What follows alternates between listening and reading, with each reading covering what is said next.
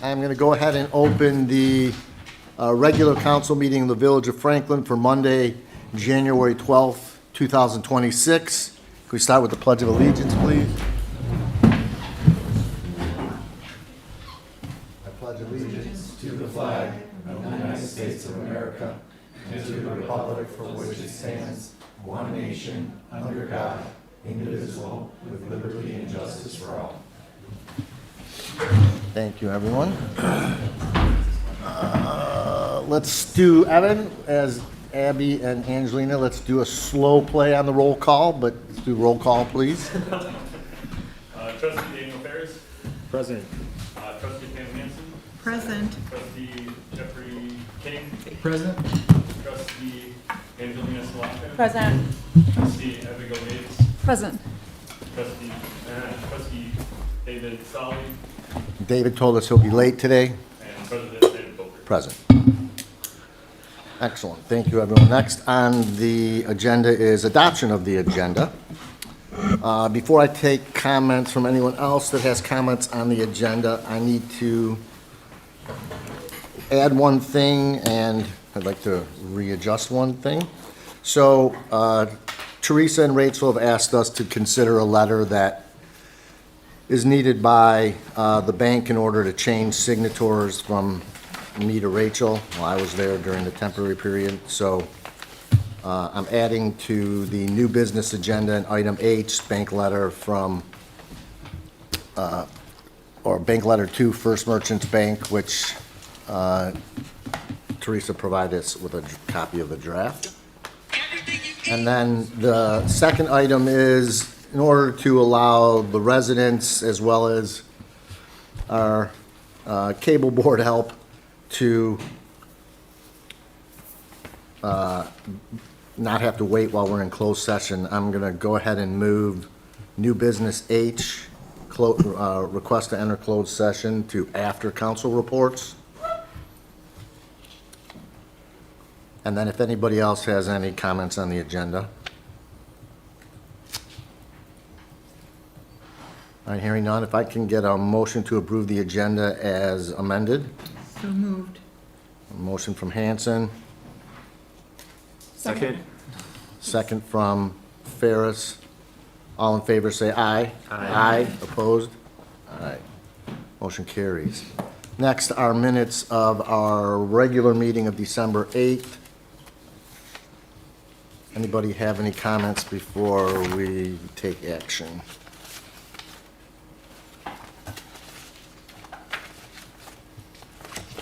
Nobody, I had none. At the end of this year, Sophia's gonna be going back to college. We have to find a new minute writer, because she's phenomenal. So, we have the minutes from our December 8th meeting.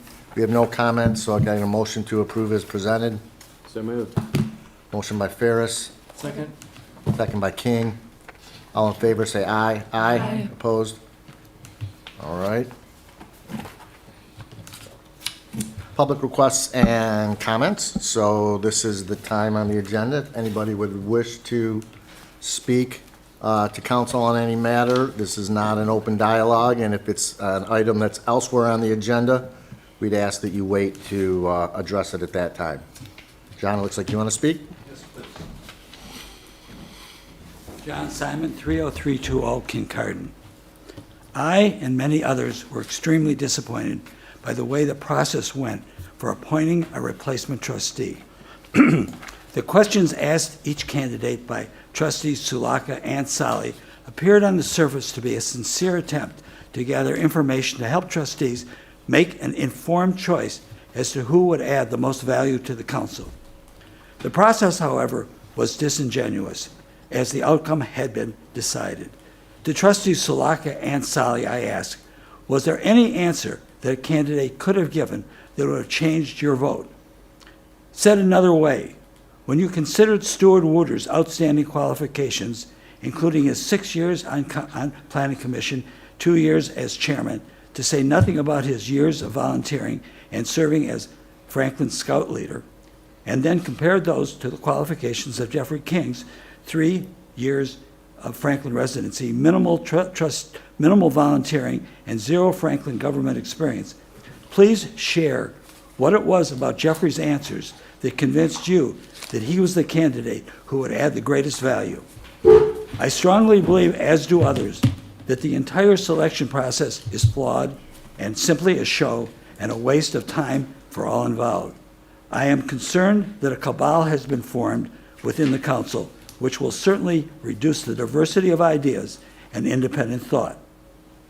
On a slightly different topic, 2 months ago, I sent the council a proposal for a code of ethics.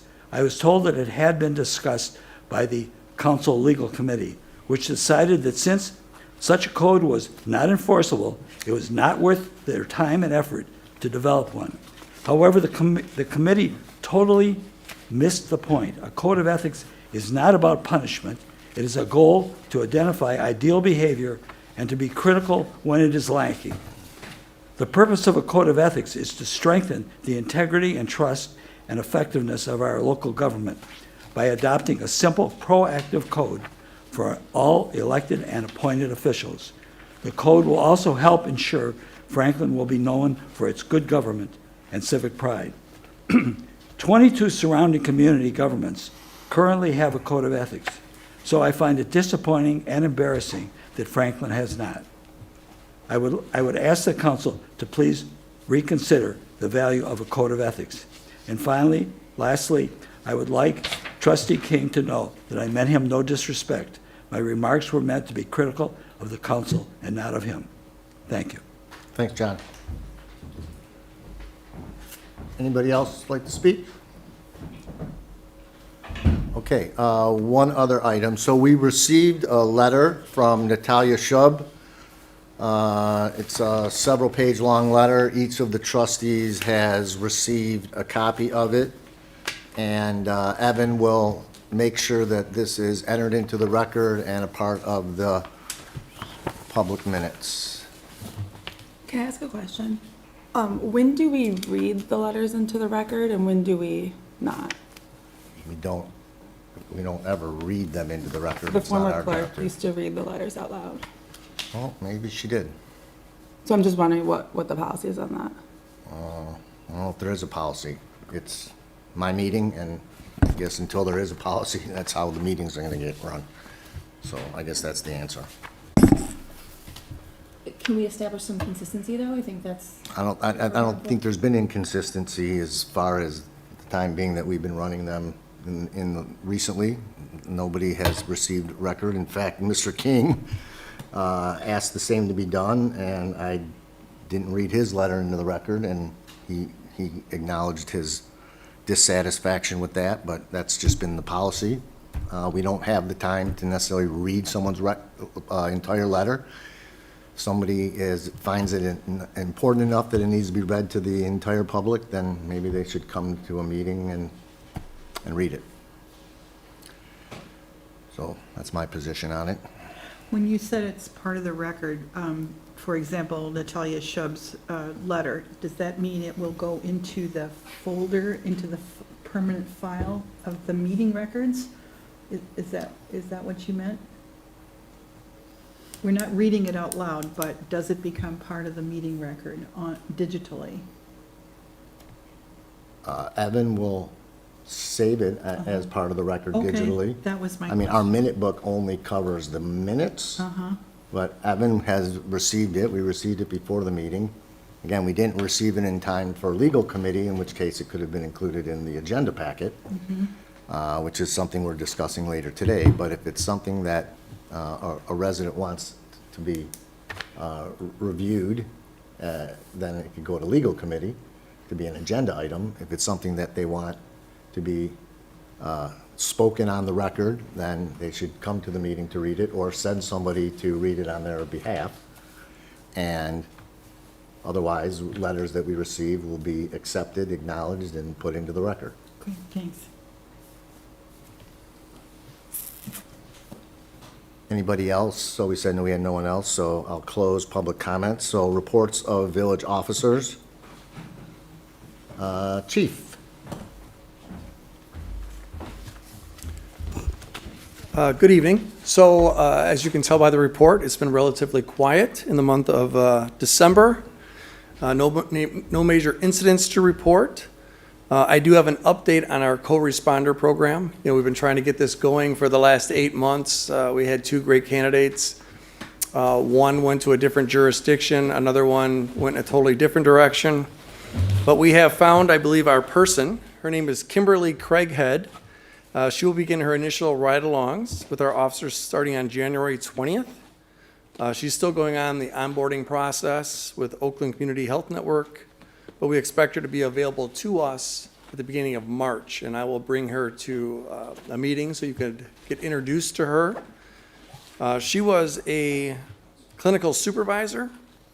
She has been a therapist, and she obtained her master's degree from Michigan State University.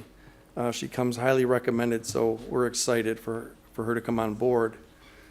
The last thing I have is our department requested membership, and we were accepted into MCAT. And what MCAT is a Major Case Assistance Team. And MCAT members agencies include Auburn Hills, Birmingham, Bloomfield Township, Clawson, Troy, Bloomfield Hills, and now Franklin. And what MCAT is it's a group of experienced detectives from these member agencies that I just spoke about who specialize in major crime investigation. So if we have a serious crime that happens here within our jurisdiction, I can ask for MCAT's assistance. They will provide 1 detective per agency to come assist us. And that's very important if you have a major case where you have to secure the scene and interview witnesses and get search warrants and things like that. So given that we only have 1 dedicated detective here in Franklin, I think this is a huge plus for our organization and for our village, and I'm very thankful for those organizations, those cities for allowing us in. And with that, I'll answer any of your questions. Sure. I believe, my understanding is the PD has participated in countywide like narcotics task forces and other special groups.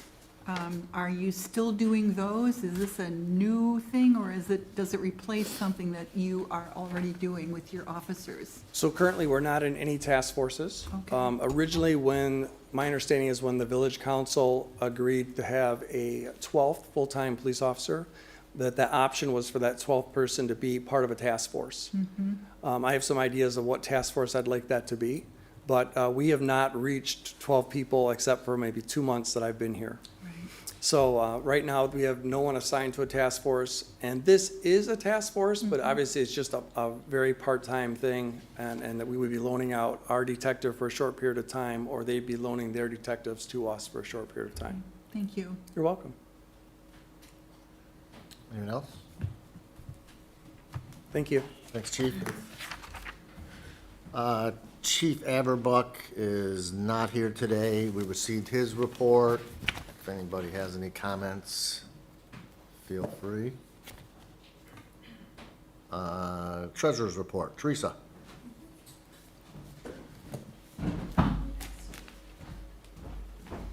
Good evening. The bills list for the month of December totaled $193,083.39. The bills are generally consistent with normal monthly spending. The expenditures are generally consistent with what's been budgeted for the 25-26 year. The village has sufficient funds to meet its current obligations. And did you get a list of the balances from the bank accounts in your list? You might not have gotten that, but I'm working with the banks to coordinate them and streamline and get the signatories done. So I'll submit that next month, if that's okay. Okay. Any questions? Any questions? My question is not about the current financial condition. Mm-hmm. It's a follow-up question on something that's been floating around for a while, and this question can be for you and Rachel. I'm aware that one of our contractors from the streetscape is looking for some additional funds. And I know that it's been difficult to access the records, wondering what your progress is on that, so that we can, close out and really be able to have a final number on the streetscape project. Are you saying we owe money from 3 years ago? They're Is claiming. that the ASI? It's ASI. 20,000. Yeah, Okay. yeah. My understanding when we went to look at it, and I can't remember who it was, if it was Rachel or Kurt or somebody, did we start to look into that thought that we did owe that extra 20,000? I haven't had a chance to, it is on my radar. I was thinking about it the other day, and I know you asked a long time ago. Yeah. It's been busy, but, What's the invoice Or- for? They aren't It's- specifying what it's for. So, So why would we pay so that? what I, from my recollection of, and this began with when Meg was here, It's been the almost. 20,000 Yeah. has been the holdback, We has have been to our get it. holdback.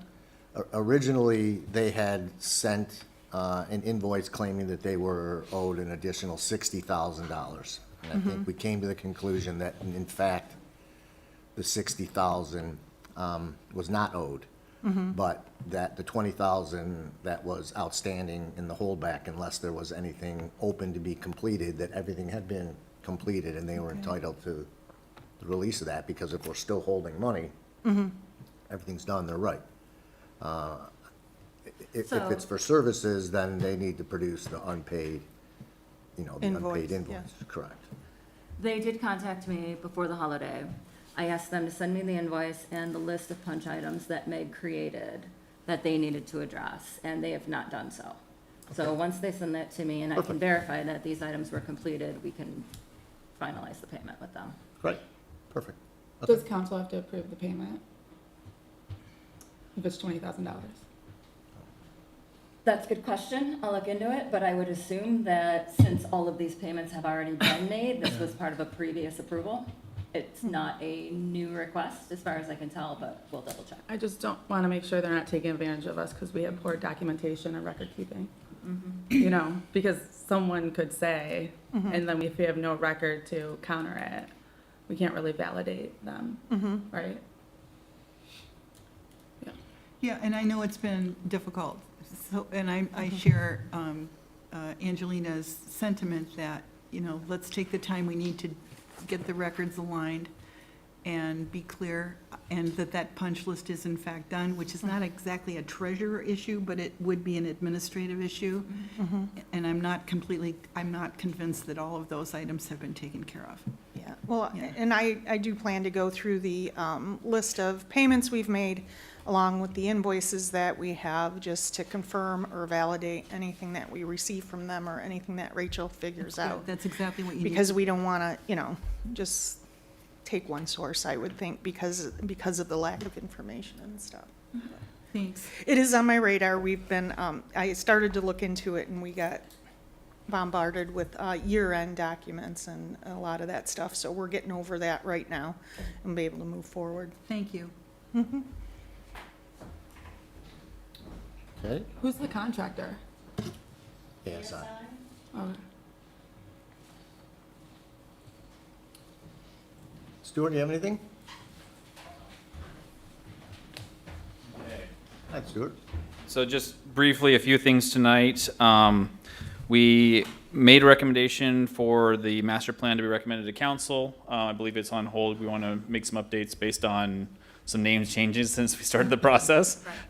So that's, we'll talk about what the next steps are for that. But other than that, and if we have to go back out to local municipalities for review, I doubt it, but we'll have to double check with McKenna on that.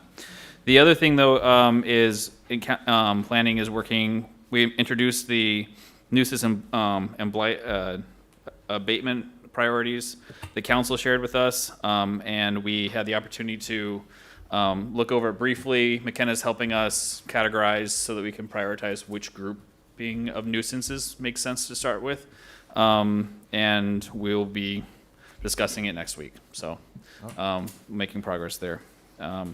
That's really what's going on. Main thing for planning. Awesome. Cool. Thanks, Stuart. No problem. I don't see anyone from Main Street. All right, next on the agenda is approval of the consent agenda. So these are items which we do not take discussion on. They've been included in the packet, and we would approve them all in one fell swoop unless there's anything that anybody would like to take off for discussion. Which ones are they? Or can you go to the consent agenda, sorry? So they are, yeah, you guys can read them. I would like to take one off because I think we need to make a clarification.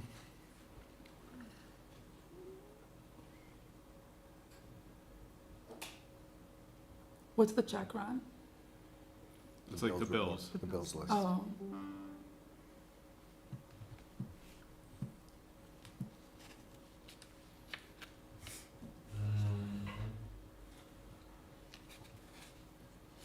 Did Teresa look at the, Teresa, have you reviewed the annual retirement system report form?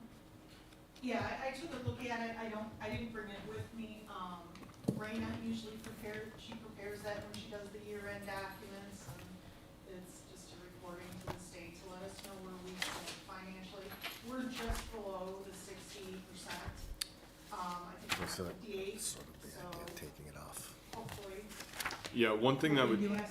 I guess I don't wanna, is that something on the agenda that we can get to? I have a question on it, but. All right, so let's do this.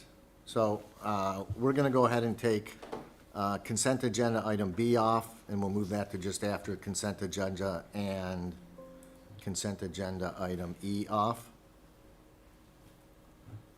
As far as the other items, it's the check run, it's making Rachel the street administrator, it's acknowledging our PA 152 exemption, and Is that the road fund?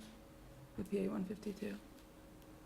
well, but- No, it is what governs how much we pay every year for health insurance. Oh, okay.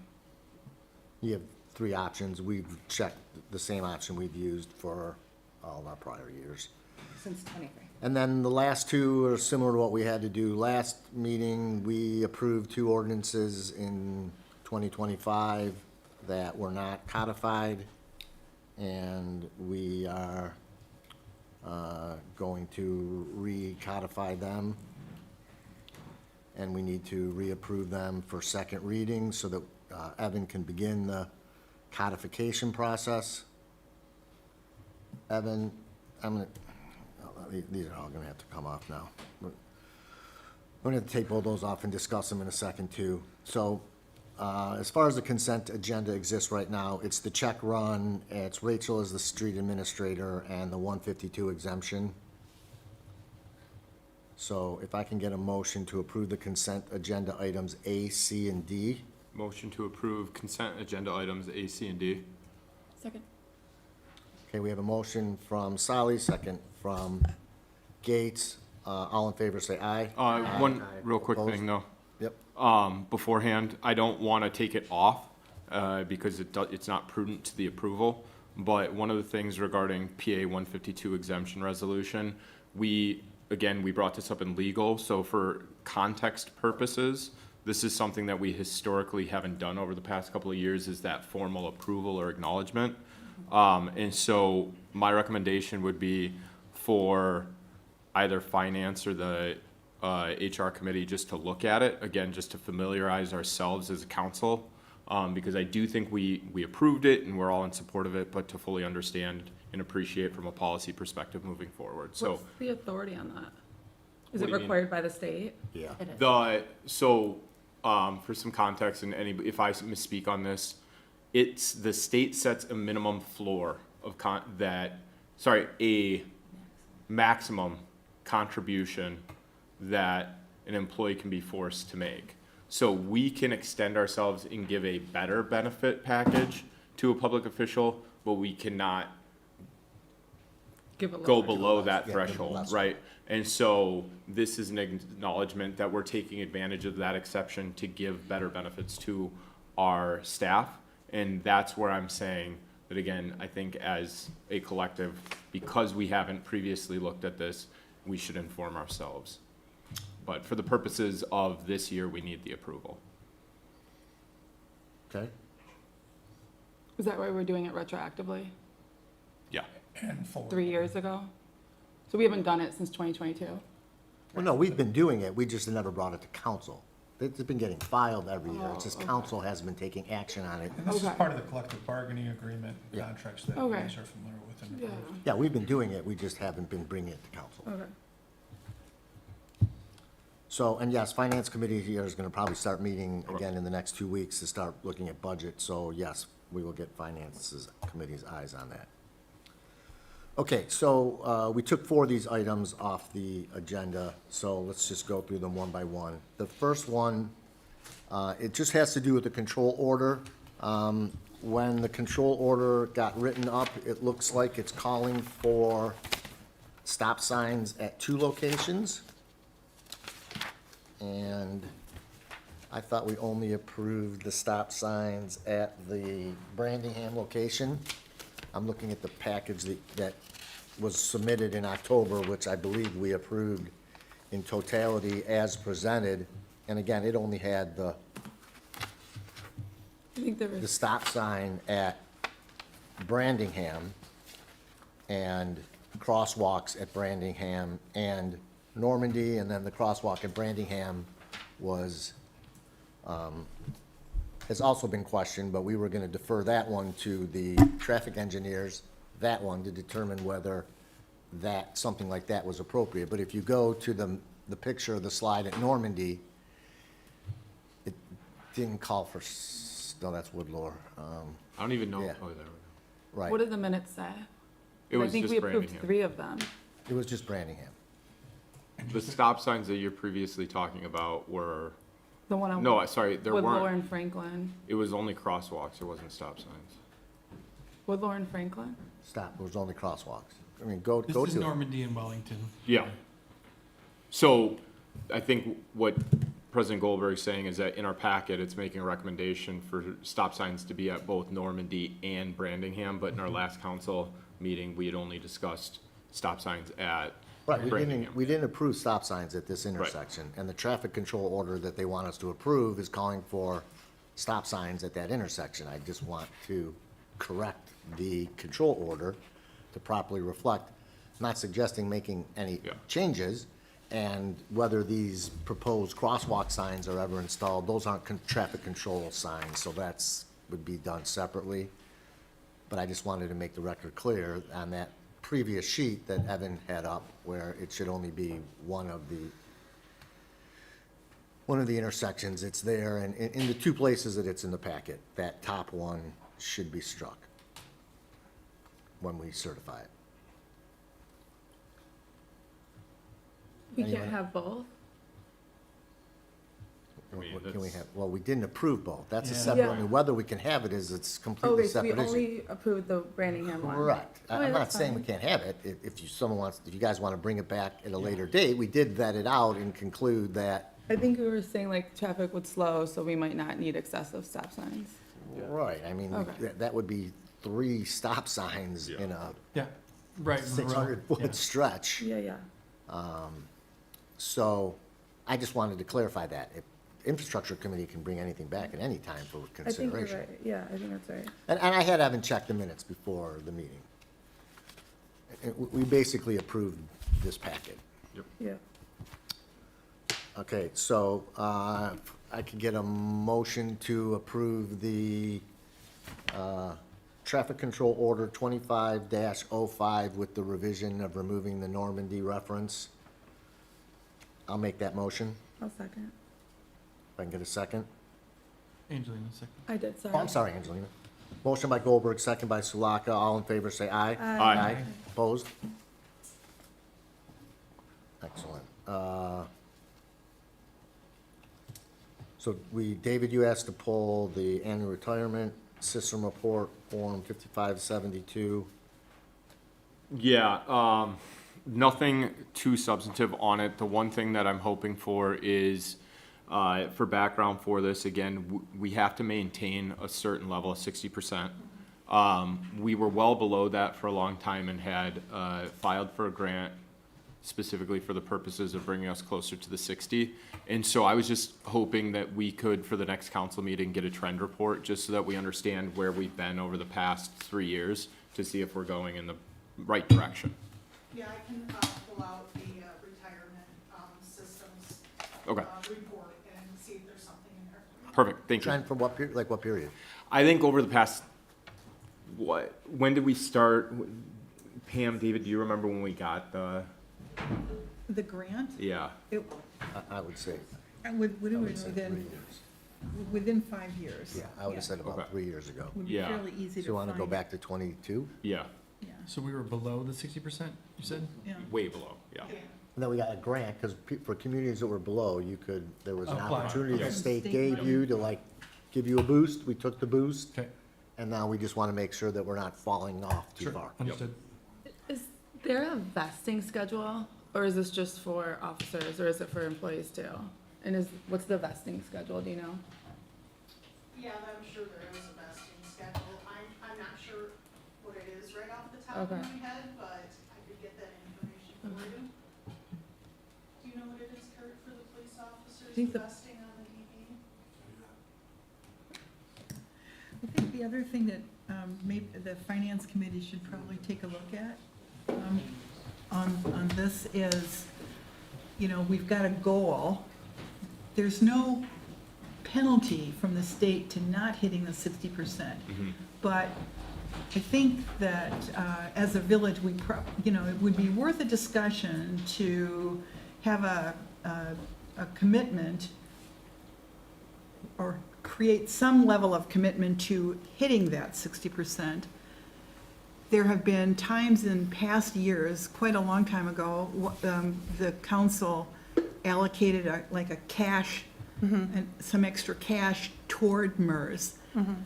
I know that there's, this isn't a hard and fast thing, but I don't think we can count on grants such as the one that surprised us a few years ago. But as we take a look at our overall financial condition, we may need to do that in the future, depending on what our revenues are. So I'd like to just reserve that one for the finance committee to talk through. And there could be different alternatives too, when you read through their annual reports Okay. on how to increase that or decrease that, depending on where the city or where the village is going. Okay, appreciate it, thank you. Because it's not necessarily an advantage for us to try and exceed that Yeah, threshold. for sure. So Right. that's why I want to just have a conversation Yeah. about it. Because do you guys ever meet with I don't know, we had a separate pension board at West Bloomfield. Of course, we were a lot bigger. Yeah. But, so I'm not sure how you get the information because all of this is run through MERS. And so when you're going through the reports, is it ever communicated back to you guys? No. So maybe we should have, like, MERS come in if you're interested to go over the report to see where we are, and then any of the different alternatives for funding or anything like that would be included in that. Okay. And that gives you a lot of really good information to be able to make decisions, future decisions. Okay. I'll defer to the finance committee on that. As they deep dive into it, they can Yeah. figure out whether or not that's valuable. I apologize. There's a question about vesting, and I don't know if I understood it correctly. Are you asking when does, Yeah, like, how long does the employee or officer have to be with the village? okay, I found an old collective bargaining agreement. I don't think any changes to it. No one, but it's 10 years. of Yeah, service. Kurt just mentioned that it was. Is that for officers? Correct. Is it separate for employees? Employees don't have a defined benefit plan. Okay, so we don't contribute to your retirement? We do to the 457 contribution. Okay. And so, but that's, And you don't have to serve a set amount of time in order No, to, they get as that. far as I know, it's immediate. Yeah, Okay. that's immediate. okay. Anything All right. else? No further questions? All right, we need a motion to receive and file the annual retirement system report, Form 5572. So moved. Got a motion by Ferris. Second by King. Any further discussion? All in favor, say aye. Aye. Opposed? All right, thank you. So the last two items, reapproval of the second reading of the open burn ordinance and the ordinance for wireless telecommunication facilities. So Evan, I just want to clarify this and have you correct it. So we did this 2 months ago for another ordinance. So when we reapprove these right now, you've got to change this. This is going to have to be, the open burning is going to have to be 2026-01 and 2026-02. We haven't done any other actions yet this year, because they'll be obviously retroactive from when we do it now, and then you post in the time period. I'd like to make a motion so that way we can prevent the slippage of codification of ordinances. Can we, as council, like, get a confirmation after we approve ordinances that they've been codified correctly? Yeah, I mean, Well, I'm just saying, it's been Evan's like. been on top of it. No, I know you have, but like, what control are we gonna have in place so that this doesn't happen? Because if Evan leaves, or if we get a different person who's in charge, we just wanna make sure that we don't have to backtrack, like No, we've had been doing. Absolutely, I guess that's gonna be. Even though we had a I excellent. mean, I guess clerk and internally, administrator. our administrator needs to also keep a tickler on when we approve ordinances, and then we as a body, after, whenever, and we don't approve, more than a handful of ordinances a year. If we approve an ordinance, we should, as a legal committee at a minimum, confirm, and that's what we'll begin to do, is confirm that Like have an the annual clerk report or something. did all of the codification processes in order to make them enforceable and enactable. Is there certain, like, statute of limitations that if it's not codified within a set amount of time, the council has to revote? Well, we are revoting right now. I know, but like, what was the window that, but for? I not me. I believe in our 30 previous days discussion, we past. just said to make sure that we have a clean record, we're doing the reapproval. Right, I mean, once you guys approve it, there's 20 days, well, I have to publish it within a certain, Okay. within 20 days. And once that Once lapses? it's not published. and- Yeah, So it's no okay. longer, okay. I think that's where the disconnect was, it was not published. It was not They published. were not yeah. published, right. They were never published, Not none in of them. newspaper. Right. Yeah, the 2025 and the end of 2024. '24. Yeah. So When are we there were more- going through transition is when things, Will there be more ordinances we have to reapprove, or? But I 2024 don't was, know the answer, I have to look. Okay. But I, no, I don't 12 months. believe so. maybe between, I mean, you I don't know should, anything you should do a run-through of all the 25 ordinances. We already checked 24. That was something that Heather did that. Heather did during the interim piece, which led to cleaning up those two. But you should probably go through, see the however many ordinances we approved in 25, and make sure that each of those were properly taken care of. Because you got, you guys didn't get here till almost the end of the year. Okay? So let's do these one at a time. I need a motion to reapprove the second reading of ordinance 2026-01, open burning. So moved. second, Motion by King, second by Salaka. Further discussion? Okay, all in favor, say aye. Aye. Opposed? And then we need a motion to reapprove the second reading of ordinance 2026-02, wireless telecommunications facilities. David, 2025, not 6. No, we're calling them 2026 now. Yeah, we Then We're renaming Essentially a them. new Because the ordinance. rules, yeah. Okay, sorry. So, yeah, reapproval of the second reading of ordinance 2026-02, wireless telecommunication facilities. Can I get a motion? Motion. Motion by Solly, Second. second by King. Further discussion? All in favor, say aye. Aye. Opposed? All right, thank you, everybody. thanks, Evan. Thank you. Yes, thank you, Evan, for getting that. So, all right, so, Rain is not here yet, so let's move on to new business. We'll have to obviously skip A as well.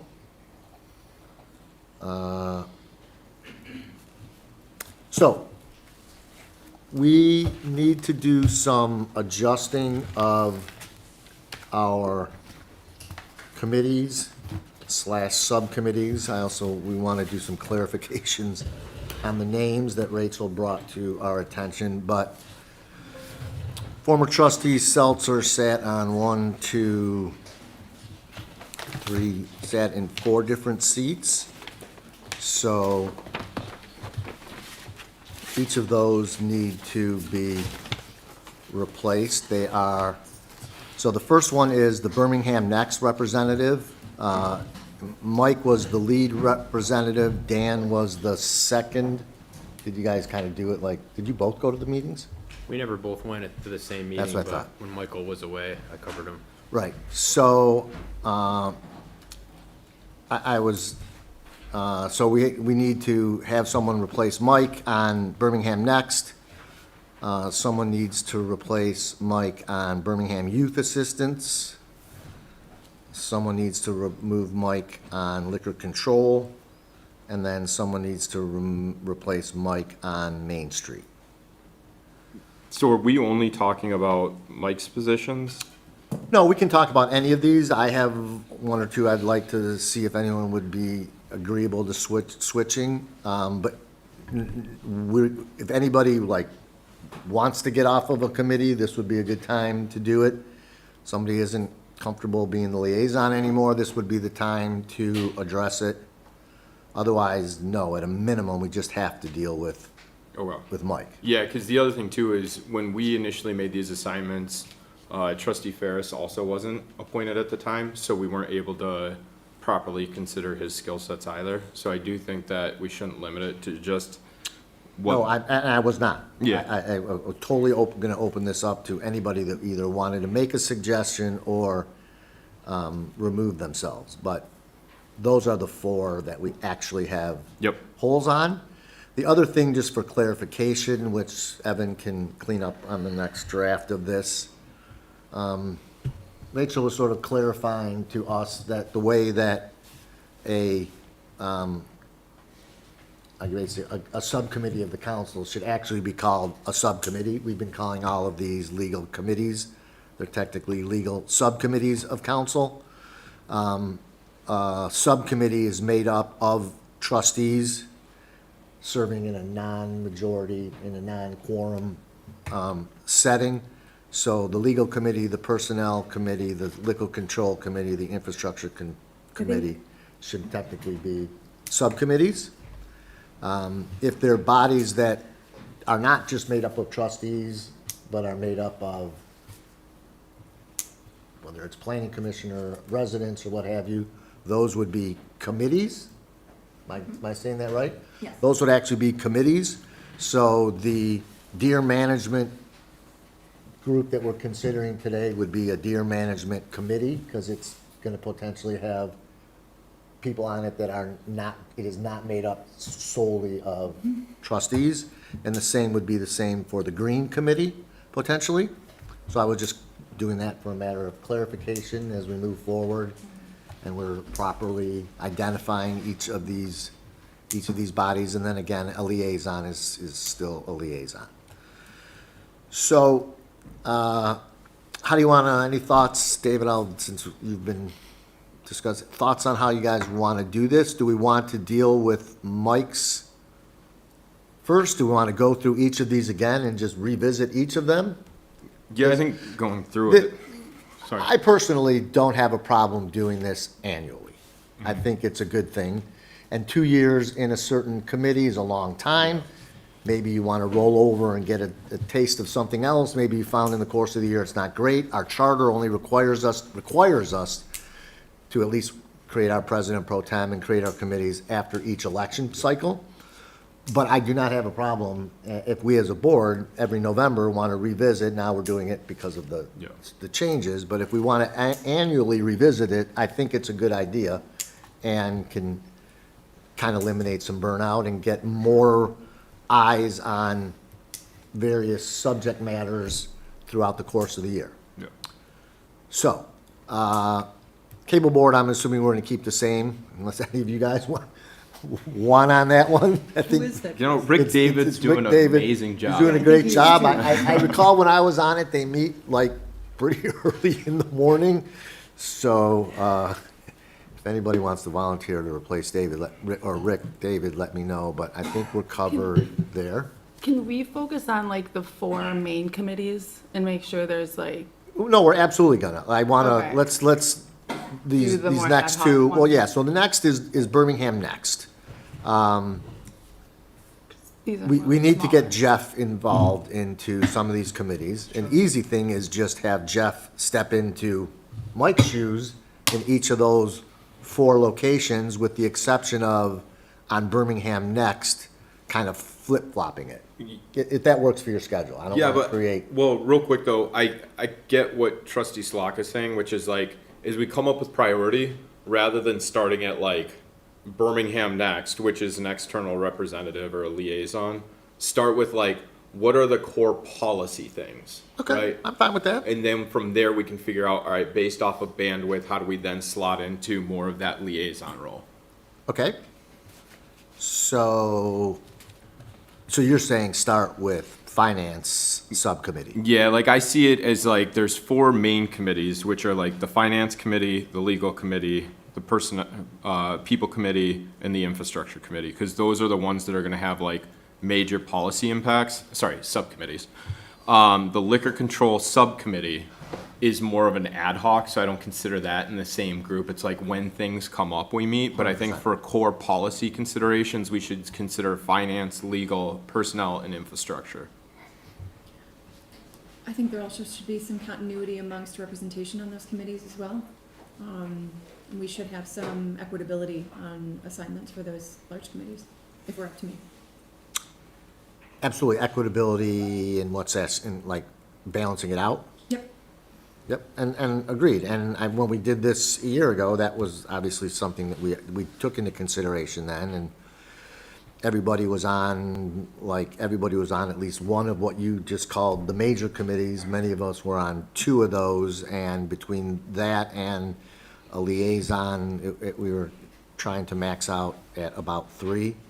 Like I see Dan, I think you're only on one of those subcommittees, correct? Yeah, that infrastructure. Yep. Correct. He's also but he also has to do the historic liaison, so we also got to consider someone's time. We're talking about the Right. 4 No, committees. no, I agree, no, I agree with that. Committees With policy Yep, weight. I mean, the other committees, yes, I'm not diminishing their importance, but I think from a policy standpoint, if we're looking at what we are elected to do, and we are the policy-making body, these would be the 4 that become the priority items. Yeah, so if there's 4 committees, 3 on each committee, that's 12 spots. There's 7 of us. So everyone should have a maximum of 2, and then 2. The one thing I will, just Trustees will only have 1 spot. to that point though, so I would like to stay on planning unless somebody else wants to take that. I feel like I've had a good relationship. And that is an obligation agree? of a monthly cadence, similar to a committee. So I'm good with, cause if there's, Because that's a policy liaison role, though. well, So it's not a policy because I'm just restating what this it's a collective standing body. meeting. Yeah, And a it's a standing meeting, so dedicated I'm, time. I'm happy to just serve on one council, or sorry, one. But also too, if we were appointing someone just based on current assignments, Mike held 0 of those 4 committee assignments, subcommittee assignments. Right. So there technically would be nothing to easily appoint him into if we're just doing a 1-to-1 swap. Well, yeah, I don't think we are though, right? No, I think, yeah. That's what she's saying. Yeah. Let's go deeper It's dive into those equitability. 4. Dan Yeah. has 1 assignment, Mike had 0. Yeah, David and Pam both had 3. And just for my own humor, I saw that Rick David walked in and we just volunteered him for one of the positions, so I thought I would at least call that out as we. Oh, Rick is actually on finance too, He's on finance as but he was well. on cable. So that's one of the things that, not to demote you, I apologize, but for the finance, the major Just 4, like, let's stay in an order. We started it really out well, and we're bouncing around. that's what I'm saying, right? Okay. So like, when we talk about those core 4, Yeah. because they're policy-making bodies, the council members should be the official members of that body. Rick David would be like a standing consultant to that body, right? So if you're taking votes, he's not taking policy votes. That still remains the responsibility of the council. So that's kind of what he does now. Correct. I think that is what he does. Rick's background is what's, Yeah, Yeah. 1,000%. I understand, and us laymen. an incredible resource without question. Yeah. I'm just talking about as far as, I have not been in a finance committee, so I don't know its operation, but that's how I was thinking about it. Okay. Maybe we start with those four. So, all right, I mean, being the president of the village, I think I need to be on the legal committee and the finance committee. So I personally have no problem taking myself off of the personnel committee so that I'm not on 3 of those bodies. So an opening can open up on personnel committee. Can we talk about that? You can talk about who you want to replace it with. You don't have to talk about me going away, because I'm going away. It is massively helpful to have someone with a legal background when we start talking about any employment scenarios, because they do start to intersect with law. So Dan, I don't mean to tell you or ask you, but it would be helpful, because those decisions tend to, at some point, come close to. Well, let me Legal discussion. throw a thought in as well. I'm also on HR committee, and I'd like to withdraw from that committee. Now- So that leaves 2 openings, and And for Dan, I know time is obviously a big deal. Personnel committee, the 3 of us had a huge role in the course of the last 4 months. Let's hope that's not the case for a short minute. And, I don't feel like I should step away from personnel. 'cause no, I don't think you feel should step away at all, because that's why you're there, is because that's your forte. But if Pam and I go away, that's an opportunity for 2 new people. 2 new people to go The on only that. thing is, David, as president, do you think that, because you kind of oversee the village staff and you're like day-to-day, that should be, just because you would have more insight?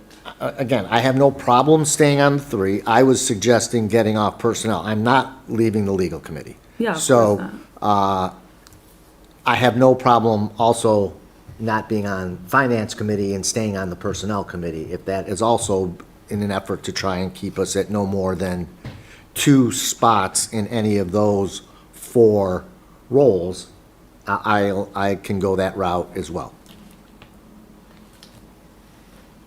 Are there any subcommittees that people would really like to be a part of? Yeah, let's Yeah. start with that. I would like legal. I like legal. I like legal and ordinances. Then we're done with you then. I Yep. think. Okay. I'm good.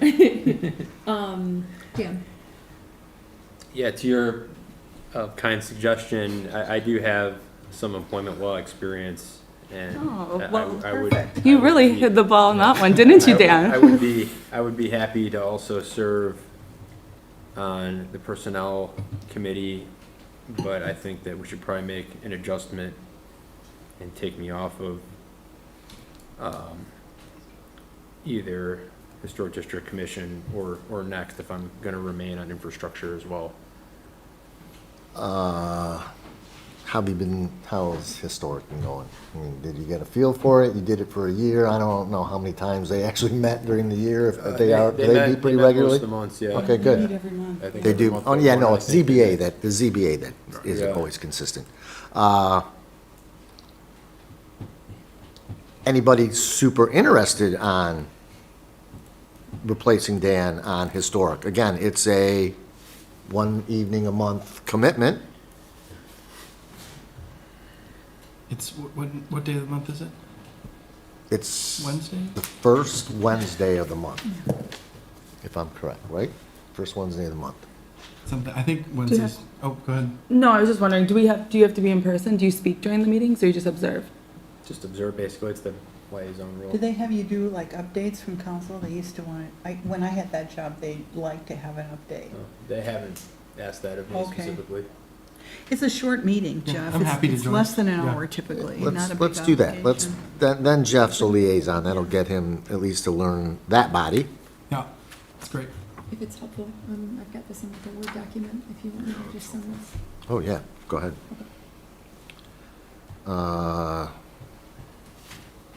Do you have a big committee that you want to? So then, Oh. we're putting Dan on personnel.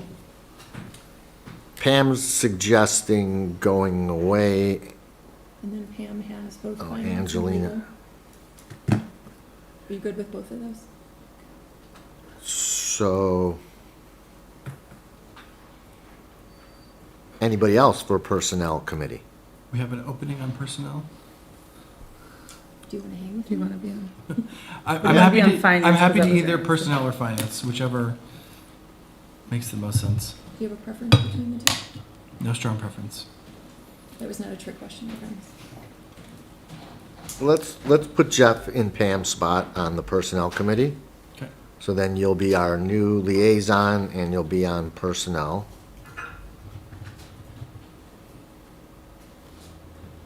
So personnel is gonna be Jeff, Abby, and Dan.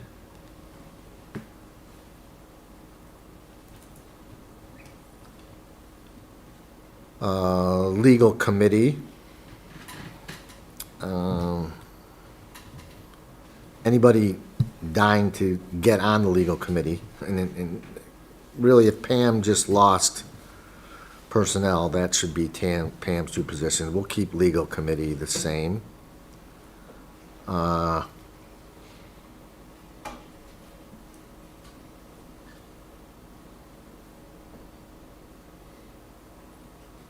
So what's personnel we have? Finance committee, what if we? Infrastructure. Infrastructure, yeah. So infrastructure has been you three. I am traveling quite a bit more this year. I would not be heartbroken to give up infrastructure. I don't think I've been able to give it the attention it needed. So if Abby went off I infrastructure. can, I mean, I'd be happy to take Abby's spot on infrastructure then. And then that's, That we're would saying be, two big committees for each. yeah. So that would be Jeff on infrastructure. So Jeff has two, Pam has two, Angelina has two. Pam has two, Jeff has two, Angelina has two, Dan has two, Pam has two, I have two. You're the only one with one. I'm not, again, Your schedule I is, am you're, yeah, I traveling. mean, you have the most challenging schedule because you're running your own business. Yeah, so I'll be, I mean, traveling at least a week a month this year, so.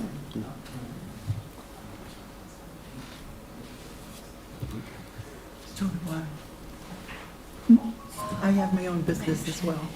No, I I mean, just I don't get that. have I the mean, same we all do. commitment No, that I mean, Dan I have my own businesses as well. But yeah, she has, her time commitments are very scattered. So if, But I'll stay in the subcommittee, because the Green Oh, the Community Green- Project is a subcommittee. Yeah, that would be cool. And that's reasonable. right, and we're gonna name that next. So, all right, so infrastructure's, I hate to interject. I recall a few years ago, we had a resolution about personnel and committees and people throwing in applications. Do you guys want to consider that, or are you going to proceed?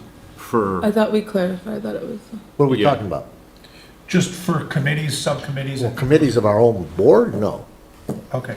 Do you guys accept that? We have, Deer Committee and Green Committee are separate items on the agenda, and yes, we're not necessarily appointing people to those. We're gonna decide if we're gonna even create those. And I see Rena is here. So let's just, no, there's no applicants for any of these bodies. These are all council represented bodies. I agree So, with however you want to proceed, but I just didn't want to, I didn't know if you want to open it up to other applicants. What was the resolution? It was the DEI resolution, if I recall that.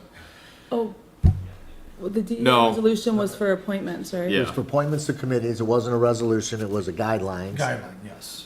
And that did not apply to anything having to do with our internal to council. That was only when residents want to apply for an open position, we had a procedure for announcing it, posting it, submitting applications. That's the whole 30-day. Did you guys have residents on the streetscape committee and stuff, like formal? Mm-hmm. And they applied and you guys, No, The it was before, streetscape that was started as before there It was was a before. there was a huge committee of Yeah. multiple people, residents, planning commission. nothing formal, just informal, like people would come in and out of it. I don't know, I was a planning commissioner at Oh, the time. There were different committees for different points in the process. There was a core, the roads committee was one committee, but there was also a three-person council committee that was the streetscape committee. Just That was of a standing- council?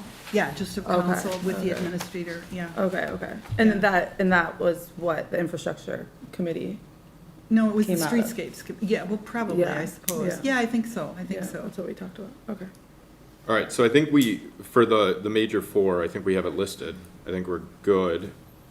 Abby, you want to confirm what you've got for finance? Yep, Pam, Angelina, and DG. David Goldberg. Legal, Pam, David, and both Davids. Personnel, me, Dan, and Jeff. Infrastructure, Jeff, Angelina, and Dan. Great. Good. Yep. Do we If still anyone need the wants to labor be on control? infrastructure, do you want a second committee? Abby? I thought- Or Abby just stepped down? I thought Jeff was on it. Oh, I know, but you only have one. No, because I got planning. Okay. So you saying move off of infrastructure, but I know you want to be part of, but you want to be part of the I green was just committee? saying, I mean, I'll be the one to take one committee, I don't care. Because I'm on it for longer, right? If you wanted to do No, I'm something good. like the Abby last was- 8 months on council. I don't know, I are would you good talking with to it. David or? No, or no, talking to me? David. I'm good. Okay. I'm good with Okay. it. Okay. So then infrastructure, Jeff, Angelina, and Dan. All right, so let's go back to the top and make sure we're keeping these. Birmingham Area Cable Board, we're keeping Rick David. Birmingham Next, so we have Dan, who I think, so can you make it work to be the one who goes everyone and move you to the number one spot? And have Jeff as your backup when you can't make it? Yeah, we Flip-flop that? We can do that. Since you've been doing it, would make more sense. Do we need to go how often do we need to be there for the next? It's expected that someone is there It's at expected, each yeah. meeting. Yeah, okay. So there's someone from every municipality? Yeah. What's usually. the meeting cadence? It's Monthly? monthly, It's in the morning. Same time? you know. yes. Did they ask you to speak? Yeah, we give a little update about happenings in Franklin. What day is it? Do you know? It's on a Monday. Mondays are good, so I can be your backup. Okay, yeah, it's at 8:30 in the morning. Okay. Okay. Yeah. Okay, so let's make it Dan and Jeff, with Dan as the lead and Jeff as the backup. And then, what's the deal with Birmingham Youth Assistance? Does that meet every, chief? It's second week of the month on Thursday morning. I'm at And did Mike, when he was in town, go to every meeting? I was gonna ask. No. Are you do you go? I'm on the board, so yeah. Why don't we Could we Why don't just just have make him Chief? our Yeah, liaison? It's fine with me. yeah. Mike never went. As long as you're allowed to be a liaison for us as well as serve on the board, that would be my preference. And then if there's like a conflict where you feel like you need someone there, just ask. Okay, Yeah, just ask me, I would go. But, sounds good. Perfect, thank you. Thank you, Chief. We're adding more hats back. You took them off, we're throwing new ones at you. all right, so we're gonna have, let's do this. So let's make Chief Lawson the liaison, and then I'll be his backup. My schedule is flexible enough. If he calls me in the morning and says I can't make it, I'll go.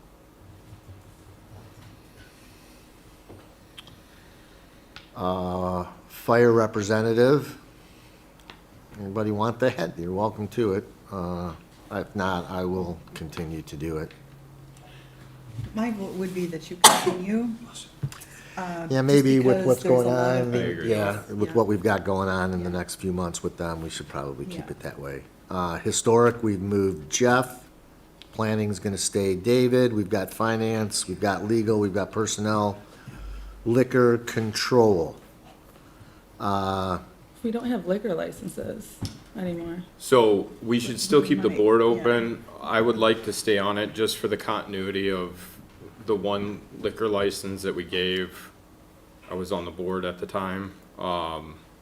So for continuity of Do you want to the, be on that as just another, to have you replace Mike? Sure. I think the other thing that could come up with liquor, with licenses, is we may Yeah, decide to change DDA. the charter. Oh, okay. There's also There's also other social districts, licenses other that somebody could licenses. apply for, or try and bring a license in that we would still need the Yep. committee to review, so Yep. yeah. Yeah, I think it's gonna be a more visible, Yeah, I would I hope hope so. so, right? I mean- I would hope so, that would be great, that means businesses are trying to come in and, Yeah. and serve alcohol We in hope open restaurants. Right. Pam, I think you just have, you were just appointed to the Land Bank Authority Board, right? So that Me? would change. Yeah, I thought, no? oh, that was a year ago. I'm still on it until, November, yeah. I was thinking, what's the one in Farmington? Isn't there something, a board you serve on in Farmington? No, I don't think so. No, just the county. Okay. Yeah. All right, so liquor control is gonna be David, Abby, and Dan. Infrastructure, Jeff, Angelina, and Dan.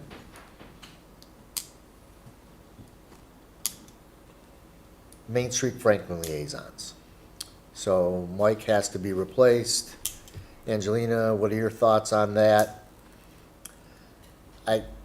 I personally, in one of these two spots, think we need to move Pam back into the liaison. She's got more of a pulse on this than anyone, understands it better than most of us, and I know that they themselves would probably enjoy having Pam as liaison, but we do need to have a second.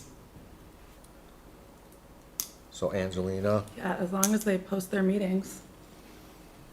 Yeah, I mean, so, Like, so this there's a is, huge issue with well, this. hold up one second. This is my take on it, is, it's totally fine as long as they include both members of council. And the administrator and the clerk. It can't be just communicating with one. agreed, and I think Rachel has had meetings with them to voice dissatisfaction with the way that it's being run in that exclusionary nature now. What's happening? I don't, Can you give an Well, update, I mean, Rachel? Frankly, they've sort of phased Angelina out. The village, And they they've phased still out the allowed- village. Yeah. I mean, Rachel and Evan too. Yeah. And they don't post the meetings, they don't post the minutes, and they don't accept resident applications because Jeff applied and he didn't get a response either. So I'm not sure where they think the money is coming from, but our taxes. Right, which is part of why we were hoping to have started today. Unfortunately, John was sick. But I think that all goes hand in hand with us better understanding Main Street and better understanding what the liaison role is with Main Street and working with Main Street to make sure that their bylaws and how they're operating are tight and have been updated and have been reviewed. So, in an ideal world, what would this look like? So if, like, what role would the both of you have? Just take council out of it. What should our village administrative staff, what kind of role should they have in a Main Street body? I'm asking, I don't know. so right now, we don't have, even though it's budgeted, we do not have a Main Street director, nor do we have anyone serving in economic development. Rachel and Evan have offered and have the skill sets to, for the time being, serve in those capacities. Rachel in working with them on economic development, Evan working with them on some of the other matters, particularly their event planning and community engagement stuff. So, I think we should. yes, they need to be included, absolutely, and that's part of what we need to make sure is clear with Main Street, is that they are, at the end of the day, still an extension of us in that we created it, and So if I'm there good. isn't Need that to- mutual, if there is a lack of accountability and that is not happening today, why would we still give this time?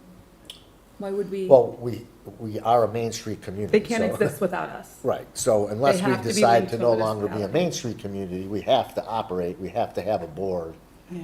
we have to have And- certain procedures in place in I order. get that. Yeah. Well- Like, this feels like a waste of time and resources if there isn't that today. So structurally, something would have to change. So this is my thoughts on it, which is, it's mutually beneficial, right? Like, they want to operate and they're connected to our village, and we want to be a village that has a main street that's functional. And so I get that. it's, I agree with you. and that's where I'm saying, yes, I'm fine with this, but there have been circumvention of village staff and our liaison in these communications. And so I think what we're not gonna do is say, well, we'll put Pam in there and then we can still ice out the three, but they're working with the village because they're talking with Pam. No, the expectation is they talk with all four of them. And that is a hardline stance. Okay, no, agreed. I absolutely agree with that. I can't explain, I don't know. Yeah. Because I'm not plugged in. I am plugged in some respects, but not at what happens in that board. But I absolutely assure you that if what I'm hearing from Rachel and Angelina is true, that's inappropriate and needs to change. So how does it change? Because can we now take a- what I want to avoid is, these are however many people who have careers and commitments, and if the expectation is that they're gonna serve to the best of their ability as a liaison to this committee or subcommittee or whatever it's called, if we don't fix the structure or establish accountability, then we are just throwing good time after bad.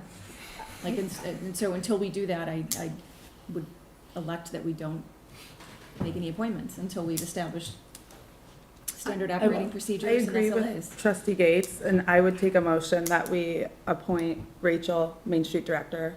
So it's very clear to them that she is the Main Street Director. We make that motion, and then once she gets plugged in, once she restructures it, she no longer has the finance entire function of her job, and then she can figure out what she needs, come back to the board and say, you need 2 liaisons, you need 1 board member and a liaison, and Evan can be her backup. And so she's acting Main Street Director, but for all intents and purposes, we appoint her director. They don't have a director right now. We need a director. They need to know that they are accountable to the village. I could be wrong, but I thought, I wasn't here 2 meetings ago, but I thought the action the council took was to ask for a period of time for Rachel and Evan to step into and operate economic development in Main Street while they were, until they were able to come back to us with a recommendation on a hire. But she can't do that if she's being iced out. So when we appoint her Main Street Director, she runs the meetings. Well, They that- have to work with her. Like, it's been 6 months of going rogue. Is that reasonable? I'm not sure I see it that way. What? Let's take a vote. Well, reasonable. let's It is deal reasonable. with this and we can Okay. come back to a separate motion. Okay. What is the so- upside, so let's consider it this way. The upside of going that way would be what? And I'm asking Rachel. The upside of going that way is that I would be involved. At this point, I'm not involved. I'm not on their email communications. I have no idea what they're doing internally. So I think it would be helpful if I could make thoughtful recommendations to this board because I'm actually there and I know what I'm talking about. At this point, I can't say that I do. And you could theoretically advocate for the village to make like financial commitments to Main Street because you've got some understanding of what their plan might be annually. Right. The downside would be what? It will take time away from my duties as village administrator. Is that time well spent? If If they it's not don't make her overwhelmed, chase, yeah. And if chase her yeah, tail, if it's- like that's. If it's if it's effective.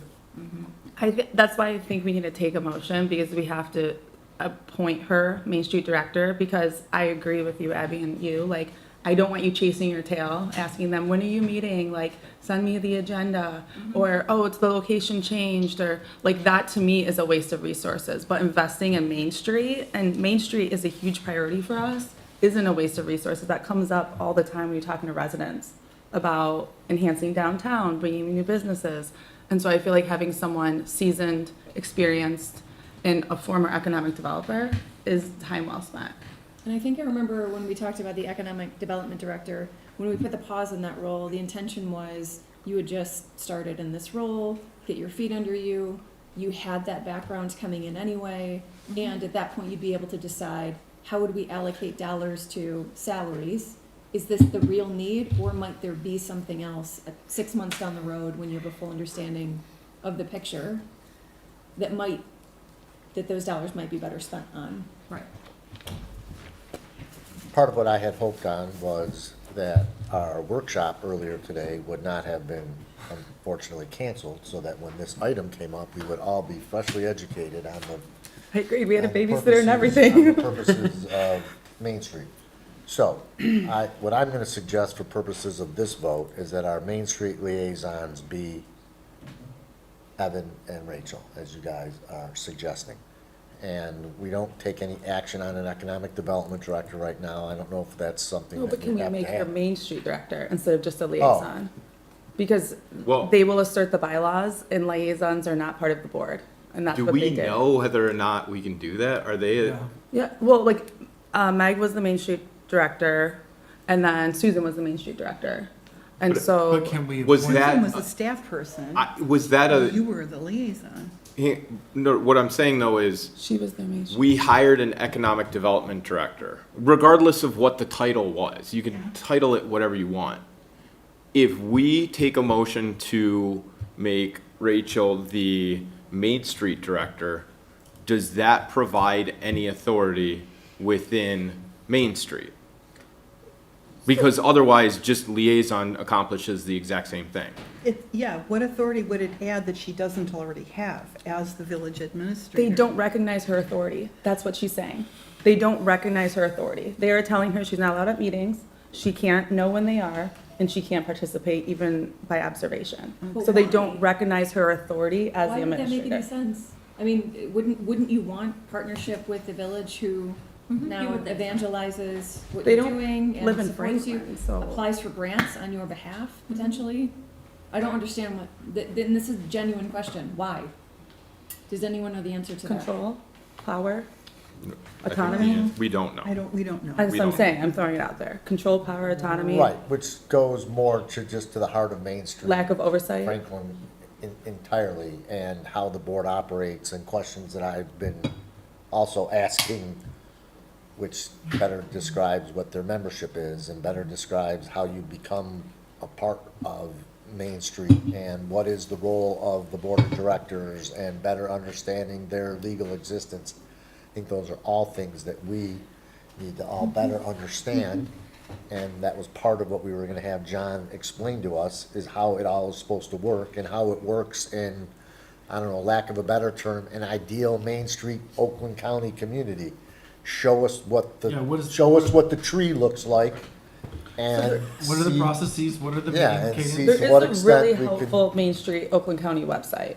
I will say that like says, it's about like placemaking, it's about community space, it's about, and it says all these ideal And things. that's somewhere where we should all go. We got to the And point there's a where gap. we didn't want to rely on us having to go do outside research, so we literally said, we're just gonna bring the Bring a horse person here, yeah. right to the water and have him explain it to us, so. And the PowerPoint was even good. Yeah. If you review the Agreed. So PowerPoint. if we're agreeable on just letting Evan and Rachel be our liaisons, and if we want to, if Can we we think make it's a necessary to motion, so appoint, if they exclude her from the if meetings? we're yeah, if we need Let's to get through appoint her. this, Okay. so that Yeah. we can do an approval of this, and Yeah. if you have a subsequent Yeah. motion, let's Get do that. this first.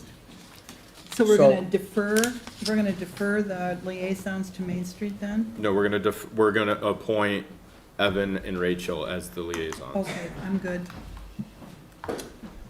So we have identified all of them. Do we need to read them again? I think we've read through them all. Yep. Evan, you've got it on the record.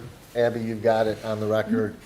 So we have readjusted Birmingham Area Cable Board, Birmingham Next, Birmingham Youth Assistance, Franklin Farms, Bingham Farms Fire Representative, Historic District Commission Liaison, Planning Commission Liaison, Finance Subcommittee, Legal Subcommittee, Personnel Subcommittee, Liquor Control Subcommittee, Infrastructure Subcommittee, and Main Street Franklin Liaisons. Those, all of those parties are on the record. Do we have a ZBA? What's that? No one, we never had one when I was on CBA. We're not on ZBA. Because they can't, because like, Potential The conflict. plan- Yeah. A planning commissioner sits if on someone ZBA. appeals it, they have to go to circuit court. Yeah, we're the legislative body, we can't also be on the judicial body. So, all right, so we have all of our appointments, if I can get a motion to I have a approve the question. appointments? Yep. I feel like there's a need possibly for like a communications outreach engagement type sub. I'm not sure like what it's called, but So- things that come up. Right now, we need to get to Okay. Rena, and we need to deal with this. Okay. New, Yeah. I have no problem with the concept. I was If you just have your thinking hands, if you everyone got your loved- hands around it. No, everyone loved when you did the library meet and greet. So I was just thinking like doing like quarterly of those with the community. I would love to Okay. do those when possible, but it's a Okay. little bit out of the confines of what we're trying to accomplish here. Okay. So let's get these appointments in place. We have them on the record. If I can get a motion to approve them as presented. Motion to approve as presented. Seconded. Motion by Solly, second by Ferris. Further discussion? All in favor, say aye. Aye. Aye, opposed? Okay. So, That's I fine. think that's a great We can talk idea. about I think that's something we should get with Evan and Rachel on, have them start putting together what something like that would look like, where it would be, how it would get posted. It would only have to be like, it couldn't be more than 3 of us at one point, you know, but that's once a year, we just each attend it. Correct. If we were meeting and taking actions of any sort, I mean, we can all be in a public place at the same Yeah. time, but we can't be discussing anything of the village. Just because I feel like some of the residents want to talk longer than 3 minutes and, you know. We can have everybody present as long as we post it. Okay. Yeah. There can be more than 3 of you. Okay, so, all right, we've taken care of that. Now, let's go back to Rena and our annual audit. Hello, welcome Good back. evening. Thank you for accommodating me. I appreciate you moving around the agenda a bit. But that was very interesting to be here for that.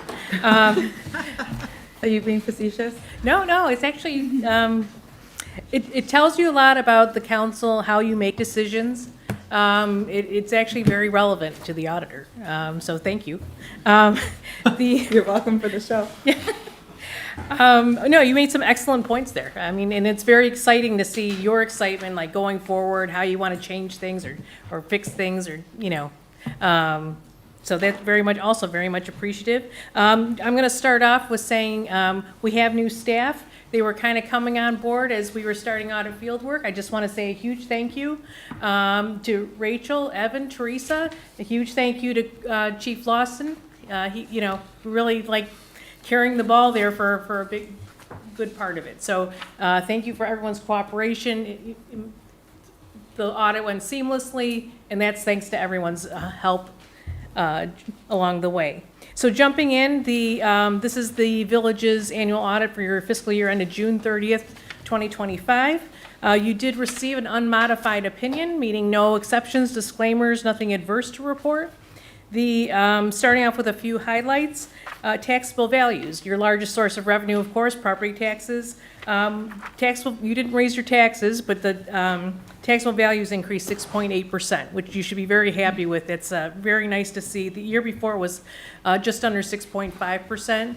And so this is beyond, you know, everyone assumed that everyone's getting a 5% increase in taxable value because of the inflation factors, but this is above and beyond that. So I think you would be very happy with that. State shared revenue, on the other hand, is a different story. It was pretty much flat, even decreased like 1.8% last year. The state is changing their formulas and that type of thing. They took action at their October 1st budget. So they are changing the formula a bit. They're trying to hold harmless for things like, you want to add things like additional dollars for public safety, yet, you know, the roads, they're kind of moving all that around. I don't think those numbers have landed yet, but I think they're pretty close. I think you're probably just starting to see some numbers from the state, but no huge increases, I would say, to project for state shared revenue.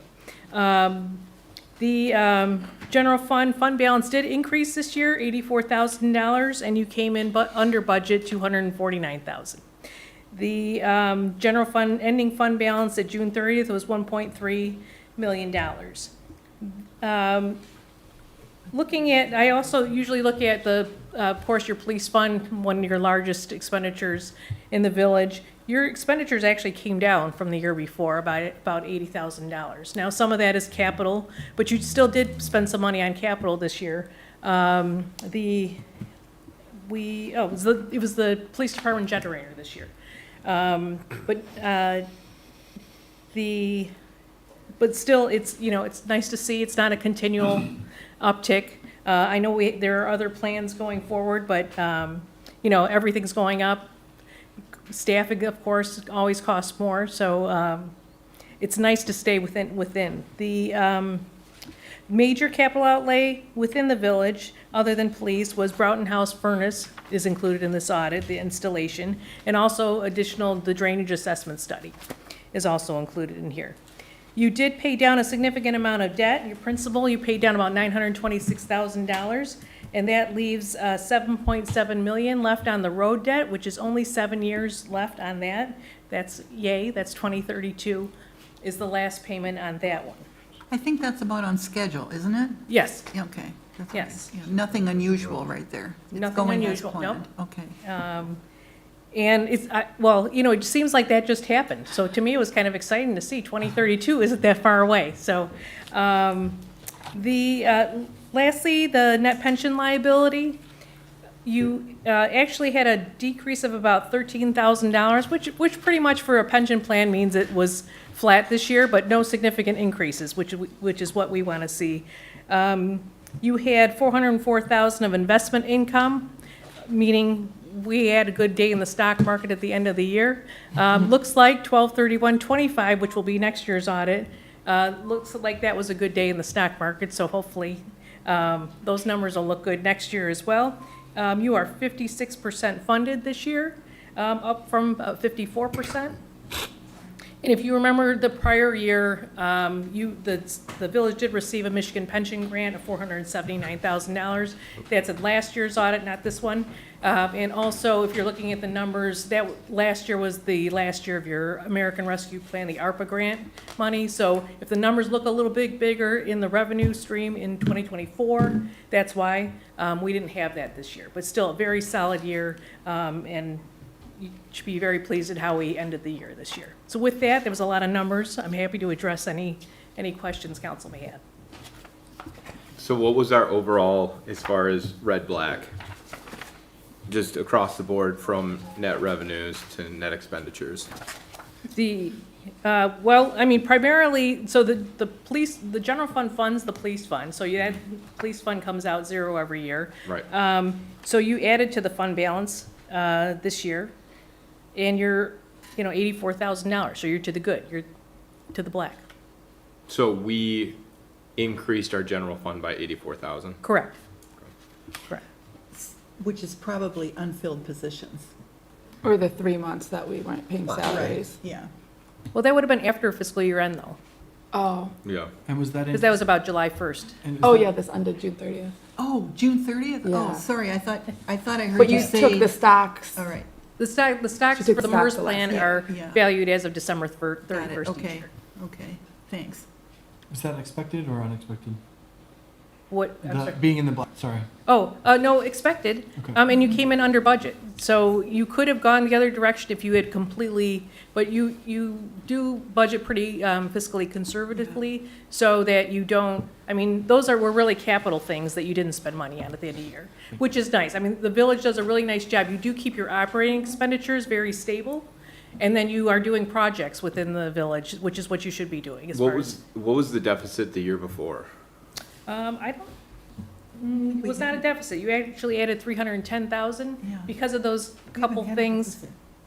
I'm sorry? I- What was it? Okay. You added the prior in 2024 because of those things like we recognize the Michigan Pension Grant and also the ARPA money funds come through as revenue.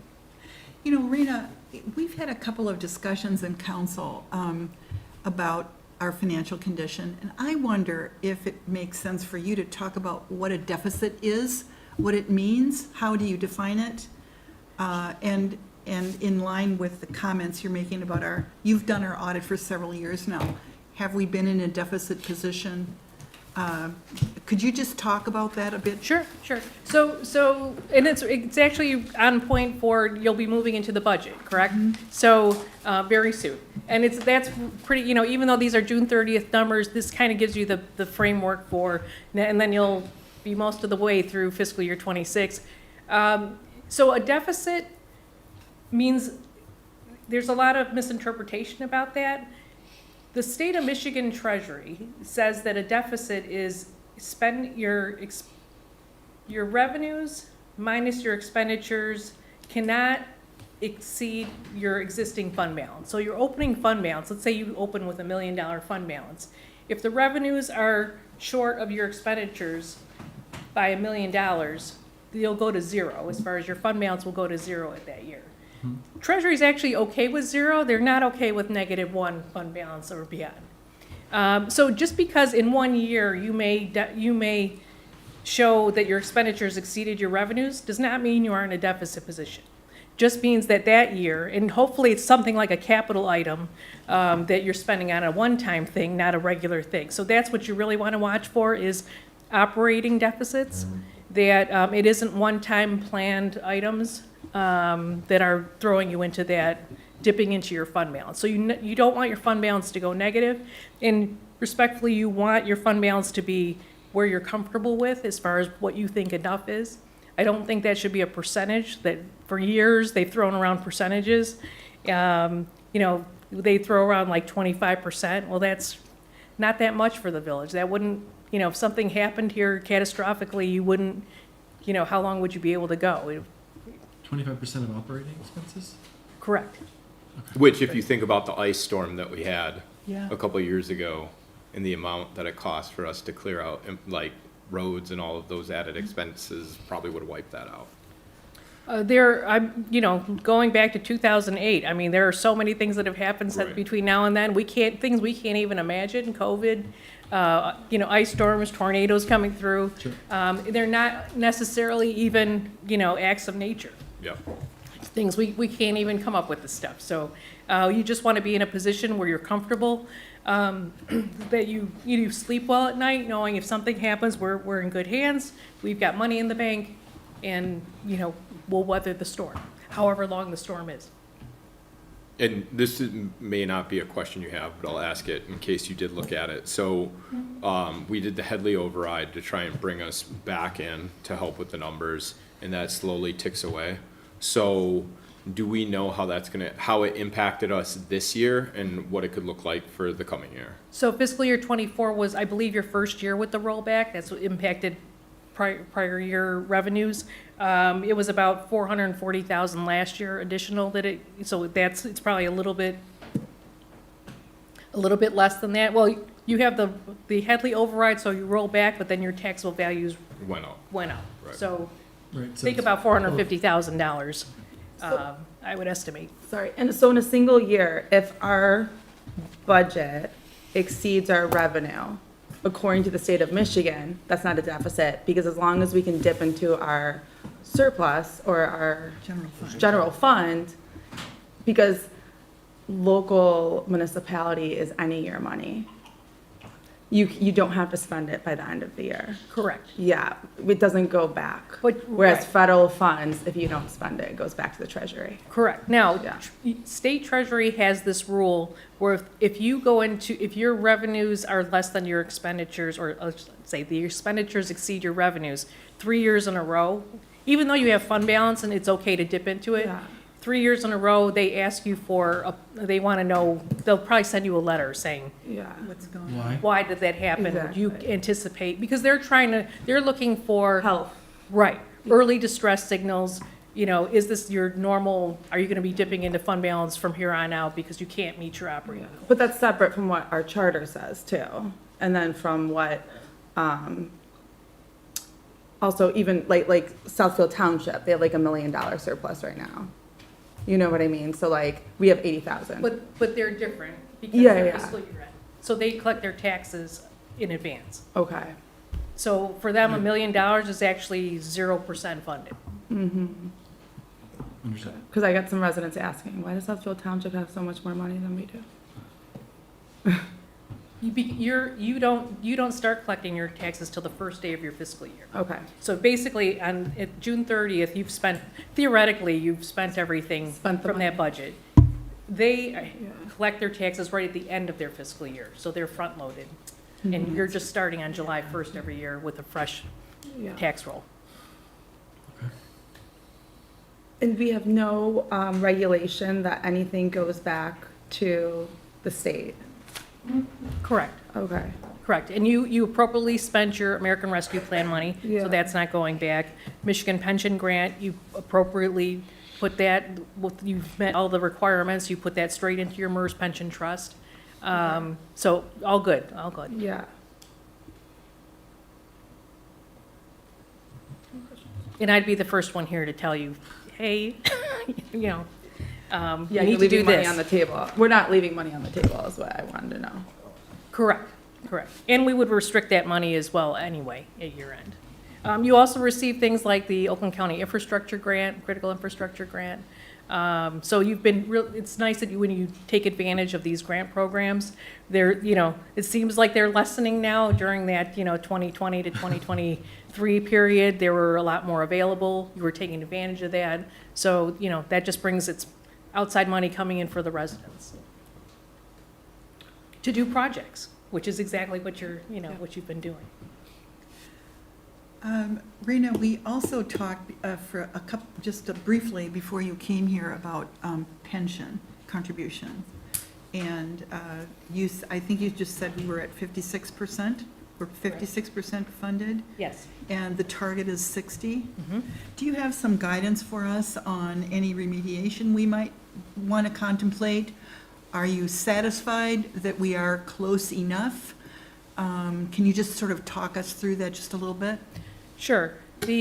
So we really a lot of it hinges on a couple things that are really out of our control. One is net investment income, we're alluding to the fact of the December 31st stock market environment. Yeah. Right, out of our control. The other thing is a lot of the actuarial assumptions, our experience rate, that type of thing, that can have a big swing on our total pension liability. However, excuse me, that being said, I would encourage you, and it depends, respectfully, this is wherever you're at when you're talking about the budget, even if it's not even this year, next year, but please keep it in mind, if you can make extra contributions to the pension plan, it definitely, and I'm talking like at least $100,000 a year, whether that's on broken down into a monthly basis of say, $8,000 to $10,000 a month, or once a year, you get near the end of the year and say, hey, we might have some money available in the budget. Let's tuck, $100,000 into the, to the pension plan. That would definitely move the needle as far as your percentage goes. You would, to really get you up into, ideally you'd be up at 70%. But that would take, multiple years, 3 to 5 years at $100,000, say. I mean, I haven't run the numbers, but knowing from experience that's what would get you, up into a higher range. That plus some good luck with the stock market. Okay, thank you. Any other questions? Okay, so we need to receive and approve the 2024-2025 audit as presented by PSLZ PLLC. Let's start with a motion and a second, and then we can get into further discussion if we have any. So anybody want to make a motion to approve receipt of the 2024-2025 audit? I'll move to approve the 2024-2025 audit. Second. All right, we have a motion by Solaka, second by Gates. Is it Any further- accept or approve? What did you say? Receive. Receive. We don't have we're not really approving it, are we? It is what it is. Correct. Yeah, we're This is like accepting an and receiving. acknowledgement that we're seeing it, Yeah. Yeah. Evan will wordsmith it. Yeah. So we're acknowledging receipt of the 2024-2025 audit as presented by PSLZ PLLC. We have a motion by Gates, second by Solaka, or was it the other way around? Other way. Motion by Solaka, second by Gates. Further discussion? All in favor, say aye. Aye. Opposed? Thank you. Once again, thank you very you. much Thank you very for all of your help. Okay, new business, we took care of A, we took care of B. So this next item on the agenda is what, it's listed as formation of the Deer Management Committee, although our intent in putting this here, bless you, was not to actually make the appointments today. What I think we need to do is, one, confirm that we do want to create a deer management committee. And if we're gonna have a deer management committee, we as a council decide what we believe the makeup of that, how many people should be on it, and what should the makeup of that body be. And that's sort of why we put it on the agenda. I can tell you, and you guys correct me where I'm wrong, at legal committee, we had suggested 7 people, so that at least that gives you, at every meeting, a chance that 2 people can't make it, but still have enough people there to do something of substance. We had suggested no more than 1 council member on it, and whether I think we didn't decide whether 1 or 2, but probably at least 1 planning commissioner on it. Yep. And then the remaining 5 come from the community at large, being that this is primarily being driven by community request. I think the makeup needs to be made up more of individuals, and the purpose of this committee is supposed to be more of a fact garnering committee to better understand deer management, the various options, pros and cons of each of those options, costs associated with each of those options, and that body be acting, granted that the makeup of it could have people that have belief that one or the other ways is better, that this not be an advocacy committee, that for the time being, we need this to be a fact-finding committee, bringing to us all the facts that we can garner to understand to what extent, if any, that the Village of Franklin wants to get involved in deer management, whether it's specifically hosting events or financial contribution solely, or not interested at all. So I would hope that that body would be spending more time, at least initially, focusing on gathering the facts. If there's some makeup on it of people that believe that the calling is the more appropriate way to go, then okay, then those people can focus on garnering the facts on calling. If it should have a makeup on it of people who lean more towards more humanitarian ways of controlling the population, i.e. sterilization or other means. There should be a makeup of individuals that understand that so that they can educate us. But when the group comes back, I'm hoping that it be more initially a bunch of facts to bring to us, and then from those facts, we can send it back to the committee to start seeking out those who would be proper advocates. And if we want to set up a time for, whether, of course, residents will always have the opportunity, but to bring in third parties, someone that's a third-party advocate of calling, somebody that's a third-party advocate of sterilization or other means, I think that would be the second phase. So, Yeah, can I jump in real quick? Please. Yeah, so the biggest thing that we talked about in legal, and I'm strongly of this opinion, is that this committee will not take a position. They will bring facts back to us. We already know that there's 3 options. There's sterilization, there's the call, and there's do nothing. And so rather than us independently going out and doing a lot of research, this group would be exploring those 3 options and educating us so that we make the policy decision. Ultimately, what will be done will be up to us, but I think there's a lot of questions about effectiveness, overall cost. And so rather than coming up with not generic, but just numbers on a page, going out and getting an actual quote. What would it be? How much would it cost to participate in local coalitions? So again, very fact specific, but at no point do we want a position taken. That is for us to decide as a policy body.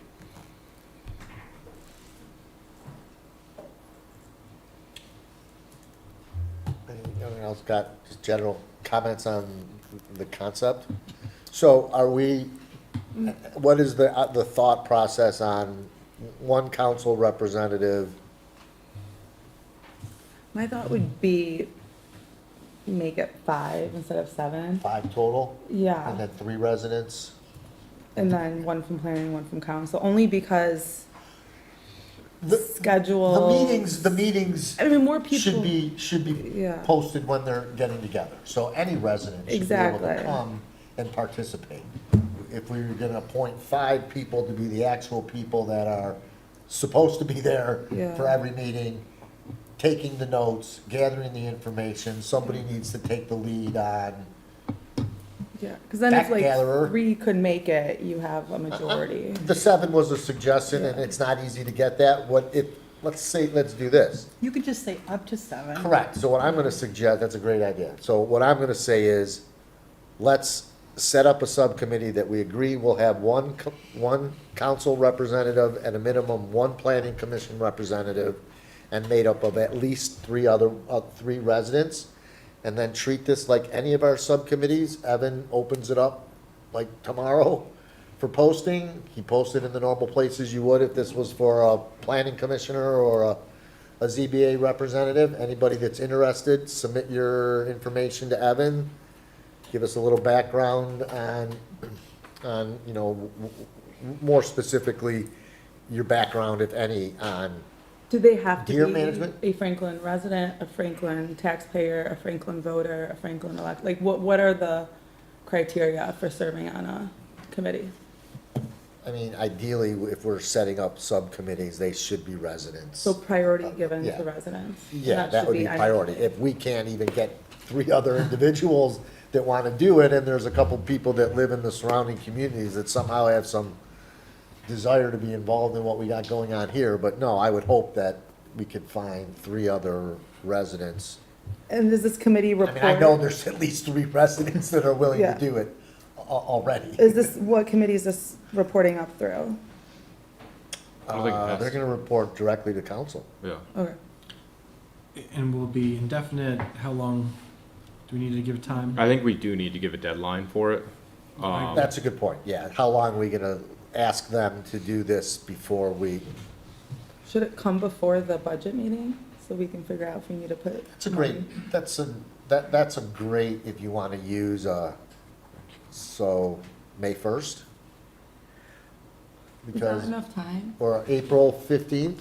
May 1st is when the charter says the first draft of the budget should be ready to So go. it should come to So, us probably in the April meeting. yeah, so, But maybe we should get an update in March. yeah, so let's create the subcommittee with the hope that we can get data back by April 15 in order to, And maybe at least a a check-in before that to make sure that we're oh, gonna. yeah, I Like a mean, March. I I would, guess I would February, love them to March. come to each of the meetings Go and put 'em speak on at the the time where we have our liaison, because, I mean, we're actually creating a committee right now. Yep. So, yeah, I would like them to come and speak when we do planning report and Main Okay. Street report. Are there any deadline drivers outside of our budgeting process, like farming? What is the coalition of communities? We've missed anything Yeah. that can be done in 2026, so okay. anything we would be considering, other than financially contributing to what other communities are already doing in 2026, Okay. we would be looking at 27. Oh, okay, okay. So really, there's no like Urgency.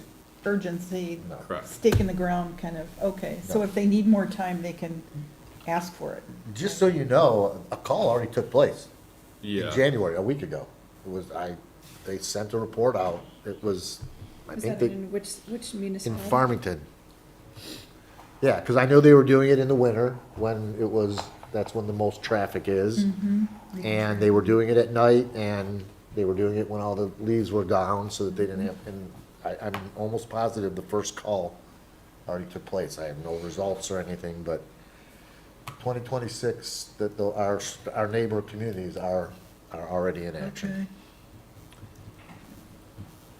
All right, so we need a motion and a second to create a deer management committee to be made up of one village council member, one planning commission member, and a minimum of 3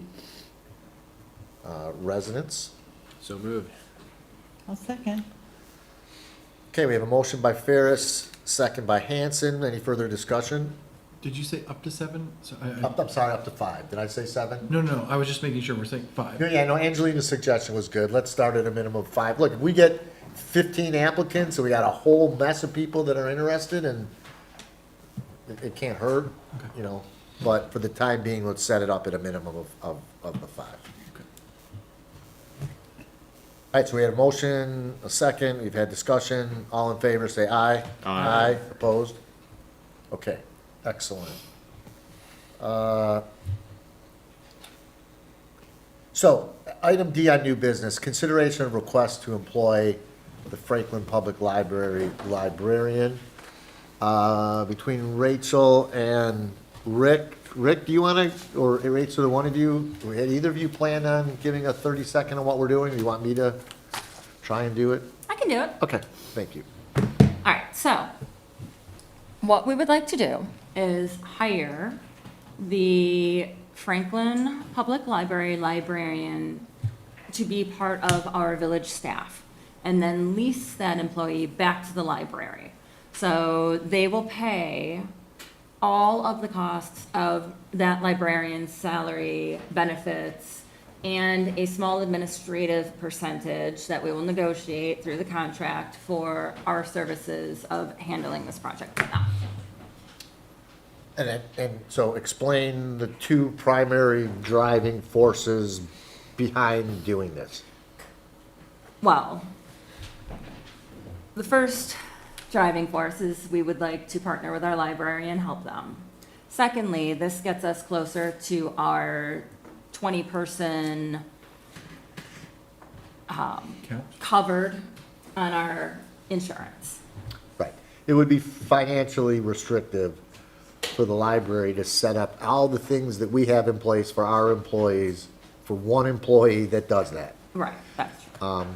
Adding an employee to our roles doesn't hurt us, because as you said, it gets us one employee closer to that magic 20 we've been trying to get, which, once we get to 20, we receive a significant savings in our insurance costs, because the threshold for a business is, I don't know if it's a business or municipality, but the threshold is 20 employees. Are we at 19 and this brings us to 20? No. No, we do not. I don't have the count with That's me. okay. We need a couple more. What are the risks? Well, Well, so, sorry, so let's, again, so, then ask the questions. So, when this was originally presented to the administration by the library administration, the first thing I know Rachel did was had Peter look at it. I know that the library's legal counsel looked at it. They've presented us with legal opinions that this is completely legal. Other municipalities do this kind of employees lease back arrangement all the time. The theory is that it costs us nothing, whatever it is that we're paying on a monthly basis, we back charge them, and a small administrative fee to account for primarily Teresa's time and, She's not Teresa anymore. well, Oh, sorry, I thought you meant the new librarian. still Teresa. Sorry, I didn't mean you. I meant I thought you were talking about Teresa. No Sorry. legal name changes. yeah, for Teresa and Stephanie when they do the bills, when they do payroll. Are we leasing back for the total cost of any compensation? So that would include retirement, benefits, contributions? Yes. I don't believe there's retirement, but, is that Is- right there? We have no return. No retirement, but there is medical benefits. Is this the only full-time library employee? The others are part-time? And then in the contract, if there was workers' comp liability, Essentially what we're saying is like, we would just want to make sure that it comes down to a contractual perspective, or sorry, good contract drafting, but we just want broad enough language, or I'll only speak for myself, but I would imagine the rest of council would want language broad enough so that all possible compensation is considered and repaid, right? And then the second part would be a full indemnification from any liabilities. Tripping on books or something like that. That is correct. Did it go Now, through? Municipalities have restrictions on indemnifying one another, but we would want to be added as an additional insured in their insurance. We'll try to cover all those bases. But to answer Angelina, the trustee Salaka's question about the risks, it's just like hiring your own employee, the same risks. Yeah. Getting sued, all that stuff, but I think we'll cover that. I looked at the legality, I looked at the memo that was prepared, I did my additional research, and I think it is fine. It's just a matter of drafting language and coming up with an approval. What about reporting structure, dynamic concerns? Did this or- go through HR is my question, HR committee? No. No, I- did not. We talked. A while ago, yeah, Yeah, but it wasn't an official committee meeting. no. What about reporting structure? Does this person oversee anyone? How will they report? Will they have a direct reporting relationship within the village? Will they have anyone they manage directly within the library? And how are we managing those reporting lines? Well, We're not. There is a library act that requires the library's members to direct and control their library. We're still negotiating the contract, but there was enough there where we could hire or fire based on an approval of the library's board members. Is that right? Your library board is the only one who can hire and fire her? Good evening, and as we understand it, the employee will be an employee of the village. We will be responsible for the oversight and management, and if we have issues with that employee, we'd recommend to the village that they receive any kind of employment aspect of termination or PIPs or anything like that. So we would then, the only people that can hire and fire this person will be the village, because it's a village employee.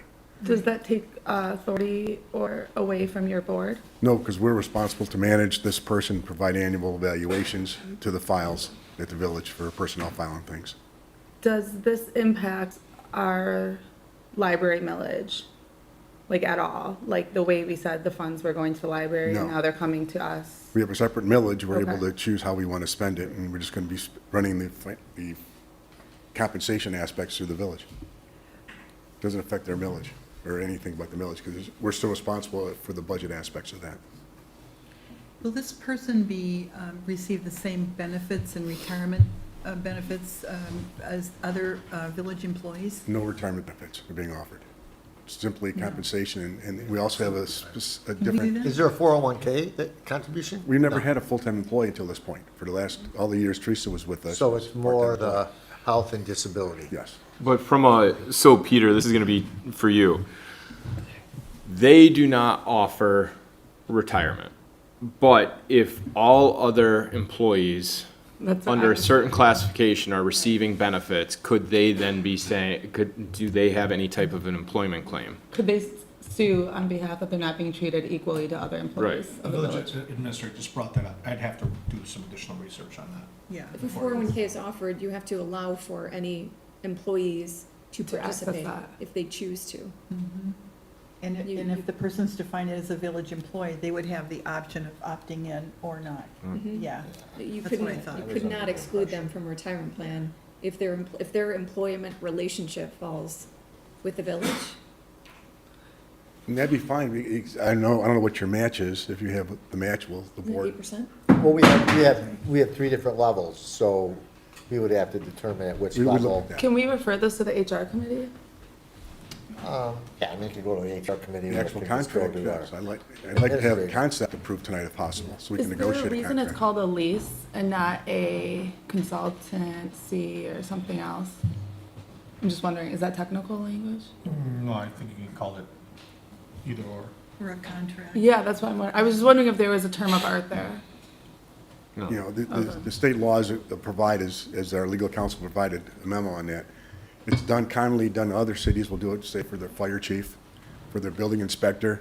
They'll be leased part-time to another municipality next door if they provide services. So it's commonly done in the governmental area and also the private sector. Yeah, I approve the concept, I just don't want someone to be able to sue us saying that we're not treating her. We don't either. We don't want that either. We'll do what we have to do to make And sure if the that. total cost of their compensation includes retirement, which I suspect it probably will, that is a figure we incorporate within the lease agreement. Fine. Of course, we want to fully cover everything, including any legal costs related to this. What do you need today? Just approval of the concept and then authorize the attorneys to work on a contract and bring a contract back to us? Yes. But I kind of like the points that trustee Gates was bringing up. So do we want HR committee to weigh in on some of that?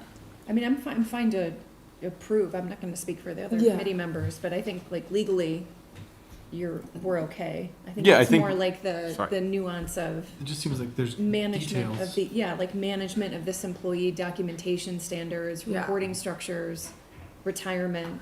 I mean, there are just. Could she there's more- circumvent the board and go straight to Rachel? No, she would, the person I just she wanna would make sure. report to, yeah. I mean, I'm familiar with contracts like this in IT, because it's Yeah. done all the time. Yeah. But I think that needs to be laid out in the contract. I think Because you're we're- right, it's about any risk the village would incur. What if the person steals something, or, I mean, you get into, but it can be How's worked it out different than any contractually. employee that we have? Well, I mean, these wouldn't be contract terms. We would define reporting relationship within the contract. Yeah. They would be bound by any and all policies that we have in place with the village. Right. So any code of conduct or handbook or. Or the purchasing policy, like, is she gonna be bound to our purchasing policy? So You'd can have I- to, Think Sorry. about it, if you're a staffing agency and you employ someone within your agency, you bear the risk of hiring that person. So if you contract them to another body, yes, like it would be in this person's best interest to behave well and to play nice with their fellow colleagues and direct reporting relationship. But the point being that, like, if something were to happen, who has the ability to make disciplinary decisions, conduct a performance review, who's tasked with compensation reviews? What happened if those compensation reviews happen annually with the village, they don't with the library?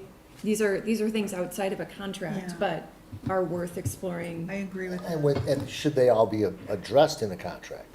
No, I mean, Okay. contract is really things like IP protection or Okay.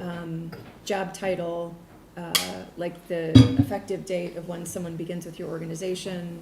It would be things that indicate any benefits that are offered. Anything around those stipulations typically fall within operating job agreement. description. Yeah. Employment. But that could be the employment contract. We Right. could have an agreement with the library that breaks all of that Yes. out. Yeah. You could, like an addendum, yes, Yeah. but for the purposes of extending an offer and saying, Those would be- any additional, terms will be outlined within an addendum. It would be the same thing as if you're saying to a salesperson, that annually, your commission agreement, your variable compensation will be subject to approval from the executive team and will be provided to you via addendum to your employment contract, so it just serves as a rider, but yes. That it would not preclude an employment agreement. So we will build all of that and bring it to the HR committee before we bring it to council. Fine. but we can still take a motion on this. Yeah. tonight. Yes, yeah. Yeah, we can take a motion to put it in, to start the motion in process. Yep. And bring it back to us when it's ready. In the meantime, you can advise the employee that it's been approved, subject to dotting the i's and crossing the t's. Is there time, like, I mean, I assume as soon as possible, but are there any deadlines we need to be aware of to get this done? They're working already. Yes, for sure. Yeah, I think the goal would be that we have everything in place by next month, so that we can take action as a council. Do you plan on hiring any other full-time employees? No, This is like your, we don't have the budget for it. yeah, I was just wondering. I would almost structure like, you've got the employment agreement, which functions as your, like, MSA. Yep. And I would structure the lease agreement to the library almost like a statement of work. It becomes Yep. your job description, reporting relationships that might like supersede or apply for your, what's the word? Your assignment at the library. Yeah, we'd be obligated to do the annual evaluations. And there was an identified job description when you hired? Oh, yes. Yeah, okay, good. Yeah. And then you can change the terms of that statement of work at any time, outside of an MSA agreement or an employment contract. Trustee Gates outshining all the attorneys on Finally, I know council. something. I'm It took a loving year. it. But this is why we need legal on the HR committee. Did I Okay. misspeak, by the way, speaking of? Sounded good to me. No, so we're looking for an action to authorize the village administrator and the village attorney to enter into contract negotiations with the library board to finalize a lease arrangement and any other documents that they think are necessary to memorialize the lease arrangement between the village and the library. Do we need to have anything in here about, like a flat cost agreement and or the retirement piece? Because I think those are the last two. It'll be in the agreement. Yeah, so at this stage, Nothing we're, in the motion. well, yeah, I would say right now, all we're asking them to do is go figure it out, and then when they bring it back, if it's lacking that, that would be the appropriate time to say, hey, why don't you consider this? So, I'm just gonna go ahead and make that motion since I had just said all that, so I'm gonna move that we authorize the village administrator and the village attorney to enter into contract negotiations with the Franklin Public Library to provide for a lease arrangement for the village to employ the Franklin Public Library librarian and lease, it's a her right now, back to the library. Motion, if we can get a second. Second. Motion by Goldberg, second by Solly. Further discussion? All in favor, say aye. Aye. Opposed? All right. Rick, thank you for working through this. Thank and you. We will get this done right Two away. items, there's a meet the director evening in February at the library, and you're all welcome to attend, and also, at the last meeting, your body, you asked that our new director come to the council, and we're arranging that now to happen in March. That'd be wonderful. She'll come and you can meet her also. Her name is not Teresa. Her name is Susie. Thank you very much. Awesome. All right, Thanks, thank Rick. Thank you. All right, thanks, everyone. Next is consider scheduling a village priorities workshop. So unfortunately, and we got the break today, although we didn't get to accomplish what we wanted to, we might be having to have some workshops before our meetings at 5 o'clock over the next couple months in order to receive information and allow presentations to be done that aren't being absorbed in our regular council time, since our meetings have been moving into the 3.5 and 4 hour range. So, anybody have a problem if we set up a same deal as we were gonna do today, a 5 o'clock before our February meeting?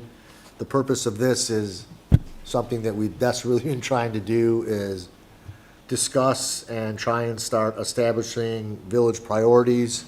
These are village, active priorities, action items for things that the village would like to consider taking action on, funding when funding is available. But in order to do so, we've got to have our priorities set, and then it's from our priorities that we do things like create shovel-ready projects, so that in order to receive grants and funds from outside sources, most of the time, you've got to have a project in place. And we need to set what our priorities are before we can start setting projects. Been trying to do this for several months now. It slipped through the cracks. It was happening with our last administrator, and then again slipped through the cracks. And I think we need to make this a priority, that we address priorities. Can we have Evan send out like a doodle poll or something to figure out a day? I don't think an hour is gonna be enough. I think maybe another day, because I always feel like council day I don't know how other people feel, Well, but I feel I like don't- being here from 5 to 9, like we lose steam at hour 3. Yeah, that's a really good point. And so like, should we just do like Like a special meeting? yeah, like a 5 to 7, or does it have to be a special meeting? We don't have to take votes there, right? Which is a workshop. I don't know how everyone else feels. You guys, Pam and I have probably the most flexible schedule, so I have no problem,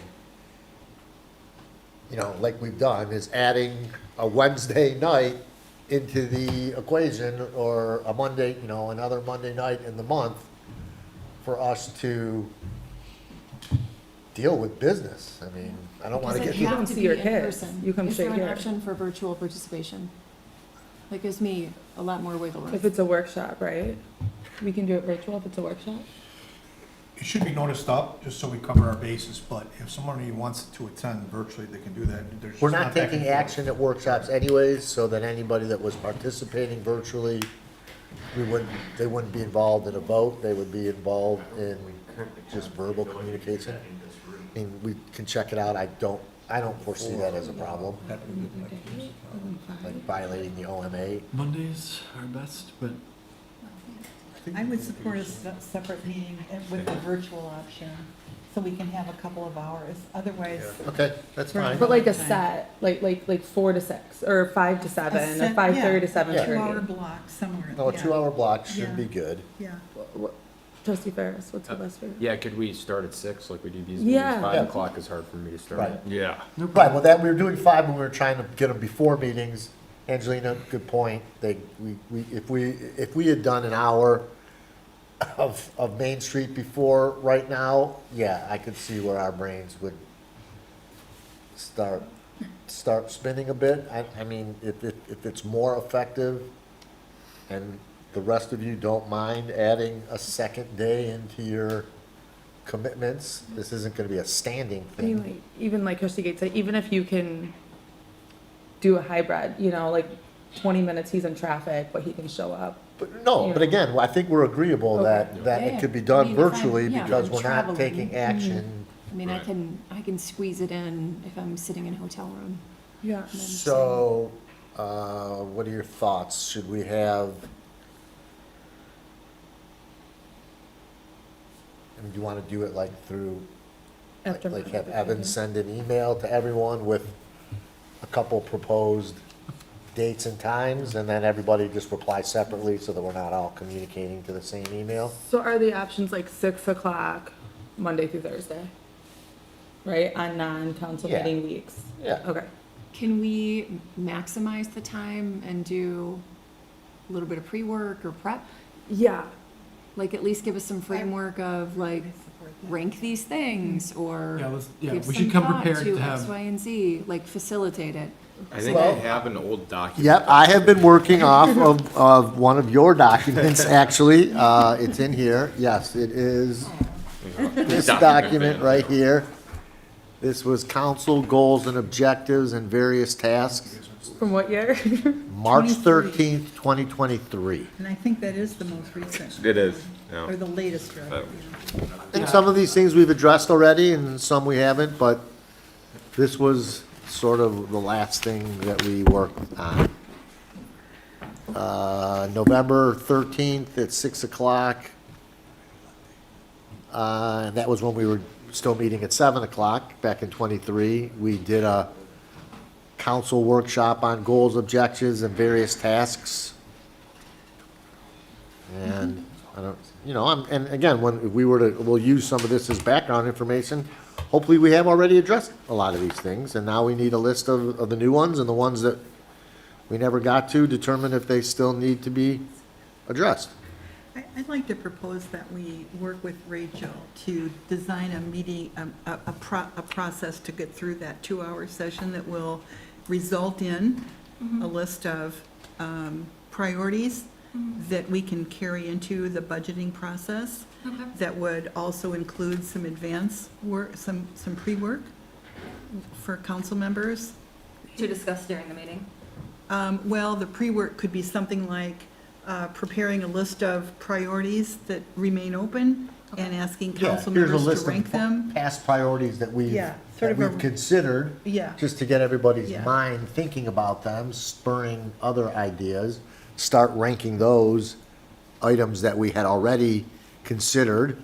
If they're things that we've addressed, then note that we've already addressed them. And if they're things which we don't feel are as important anymore, that's sort of the purpose of this.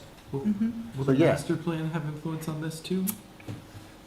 The master plan is something that we would look to as we make decisions on these types of items, not, I mean, yes, in setting them up, because we would hope that we're setting up tasks or implementing means that are consistent with our master plan. I would hate to be setting up things that are inconsistent with it. But yeah, I think the master plan would be more of something, master plan would be something we would look at as the Guidance. basis for, guidance, great term, for setting our priorities. Could a good course of action be that each committee or each council member send Rachel, I'm not opposed to that. I You mean, know, just like, gotta if just send it infrastructure says- directly to her. okay, Yeah. And not to the But group by a as a date. whole. I mean, we'll each probably go through one of these that we have somewhere in our files and be like, here's my list of what I saw as priorities. Here's my list of what my priorities are, and included in here are some of the priorities that the village had previously. The more items we can get out into the list, makes it easier for us to decide which ones we want to do. The worst is make a whole decision and be like, oh my gosh, we totally forgot about. so should we decide now, like, are to leave that meeting with 10 top objectives or 5? Like, what is our objective and goals of that meeting, just so we know what we are to accomplish in that 2 hours? Is that what you were saying, Pam, kind of like, what are we gonna do? I was heading that way. I'm reluctant to suggest that there's a number. Yeah, that's what I'm wondering. But Decide. I think because we will have time to cycle through it again in the budget prep process. I'm comfortable asking Rachel to take this on. You've done meetings like this before. Let's take advantage of your experience. And I think you'll get help from us. I like Angelina's idea of some open-ended, what do you guys think? And I think we can review what we've already done. I have some heartburn about some of those items, so I'm not sure how much I want to rely on them, but I Yeah, I was love going the through idea those. of, what? I did the same thing you did. Yeah. Well, again, they clearly could be evolving, Well, but cost isn't really the metric, might be something else, but, yeah, let's rely on you. I think we want to provide some input, and it might be sifting through some iterations of top numbers of priorities or suggestions from council members, and feedback, some feedback loops before the session starts even. Do we want to do like January 25th? For your items Yeah. to be received by me? Sure. Give us like 14 Yeah. days. Okay. And then what is the date of the meeting? You We don't decided know yet? yet, but it's not going to be Martin Luther King week. so right, yeah, we don't have a date. That once, He's gonna do it. yeah, once you're comfortable that you've got a substantive enough list, and you've heard from, almost all of us, or anyone who's planning on providing you that, then would be the time to It's a Monday, because the 31st is figure Saturday. out when to meet. But yes, let's plan on it being in the month of February. Okay. 13 days Sunday. Yeah. Okay?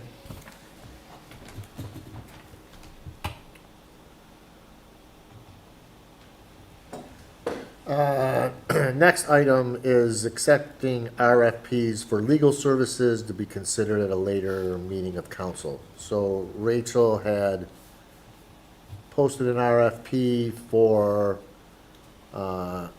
consideration of someone representing us for our legal services. It's Peter right now. Peter also will be involved in that as someone we consider in that. This is part of an overall review that you're doing, that Rachel has wanted to do of all of our consultants. All of our contracts. Yeah, contracted consultants, starting with legal, not in any particular order for any particular reason, just was the first one that you chose to address. So it's already been posted, you've already received, Correct. and you're just want us to acknowledge receipt? Are you gonna provide us with what's the next step, I guess? Well, different communities do it different ways. So we could have the entire board review the contracts and then meet with the attorneys separately and decide that way, and then just bring it to a board meeting and vote. Or we can have all the attorneys come and present to the board, and the community can see all of that happen. So that's up to you. Can I suggest, can HR committee and legal committee both come with their recommendation? And then if it's the same recommendation, so that way the whole board doesn't need to review all the RFPs, right? Because shouldn't legal be involved and shouldn't HR be involved? I'm just We would asking. do that if you wanted to break it out into two stages and have a vetting process from the subcommittee, and then bring it to the body as a whole. If you've already, I mean, we've posted what the need Or is. you bring your recommendation to those two Or I committees. could do that. I could That's just what I was provide a report. thinking. Yeah, and Yeah, then I mean, HR could look at it. Provide each and of review. us with a copy of the RFP, of each of the proposals. We would review it. We would each come up with our own idea of who we liked. We would start with who your recommendation is.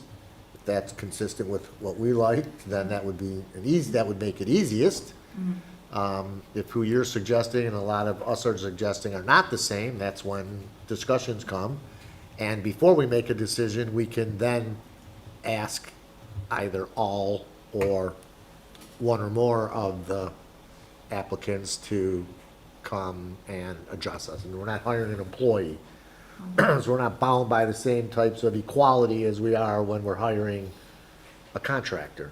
So if we get 6 proposals and there's only 3 that we'd like to find more information on, then we could invite those 3 to come to a meeting and tell us about themselves, answer questions, and then take action then or at a later date. Okay. So let's, I mean, as far as today, we can move to accept all the RFPs that have been received and ask Rachel to circulate those to each of us in a communication. I was just thinking, is it more efficient for her to get 2 recommendations than 7?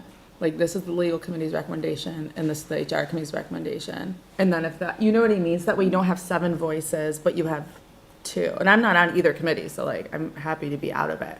But I'm just saying, like, HR has decided that this is their candidate, legal has decided this is her candidate, and then Rachel has her candidate. And if it's all 3. But literally between those 2 committees, it's 6 of the 7 of us. That's what I mean, but for her to, what if then she has 7 different, I'm thinking of her burden of managing our selections and then being efficient.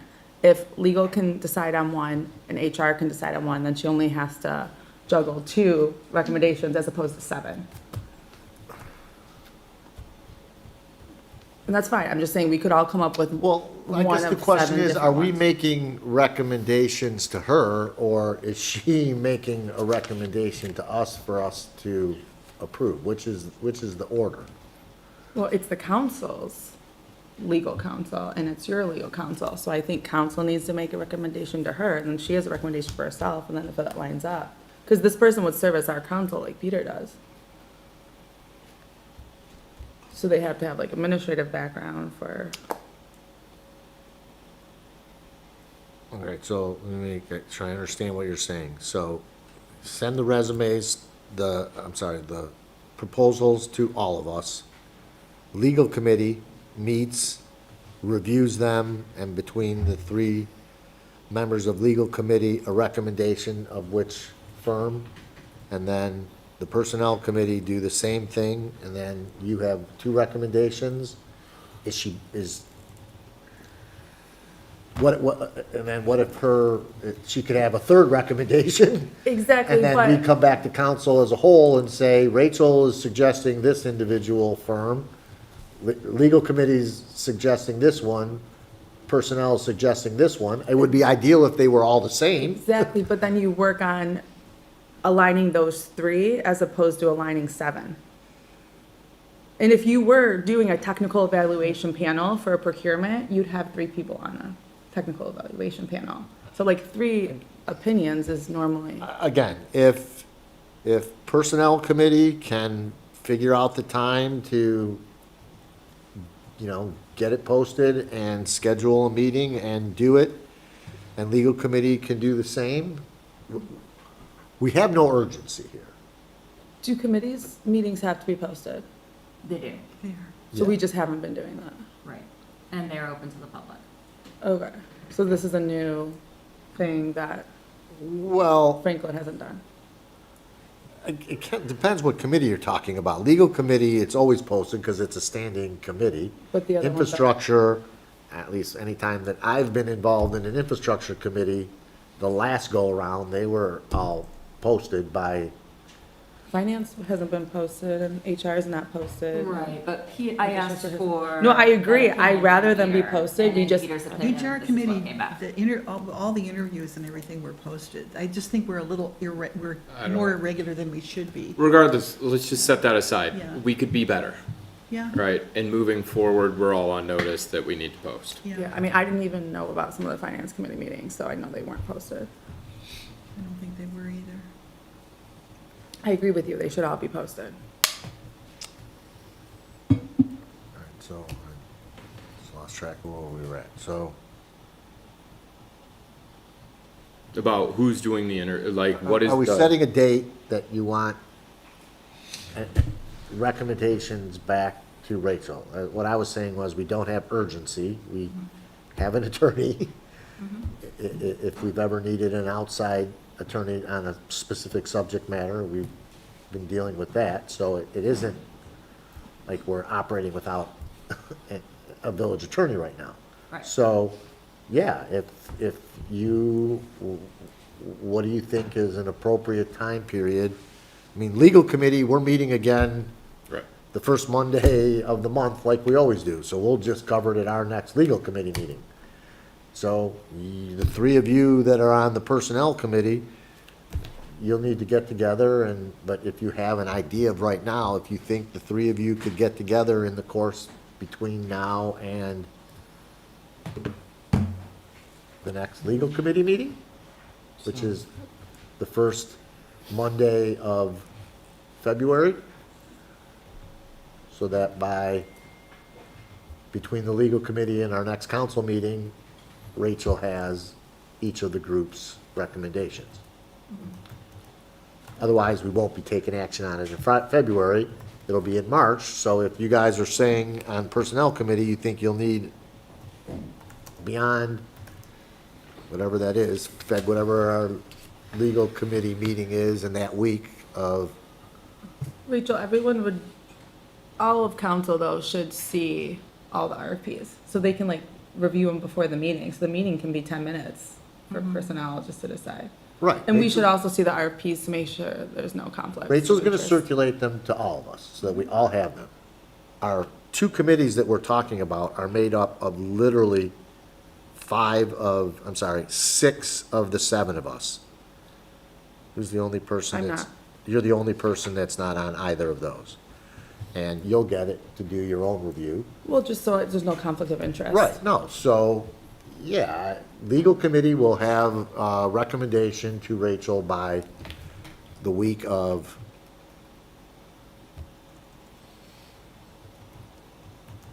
there's February, the week of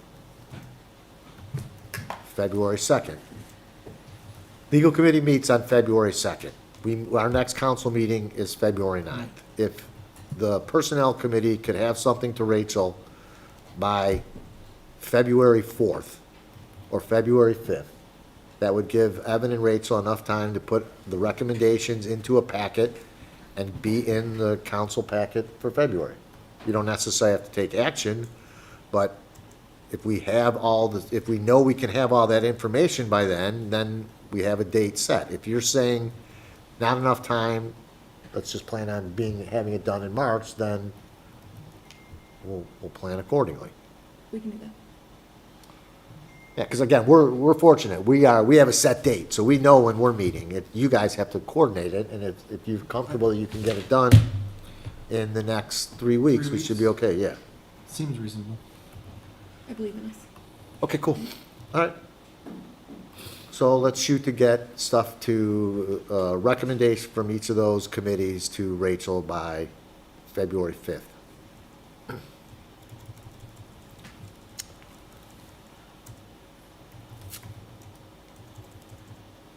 All right, so, we have a couple reports that we need to get to. We need to go into closed session because our attorney has written us an attorney-client privilege communication.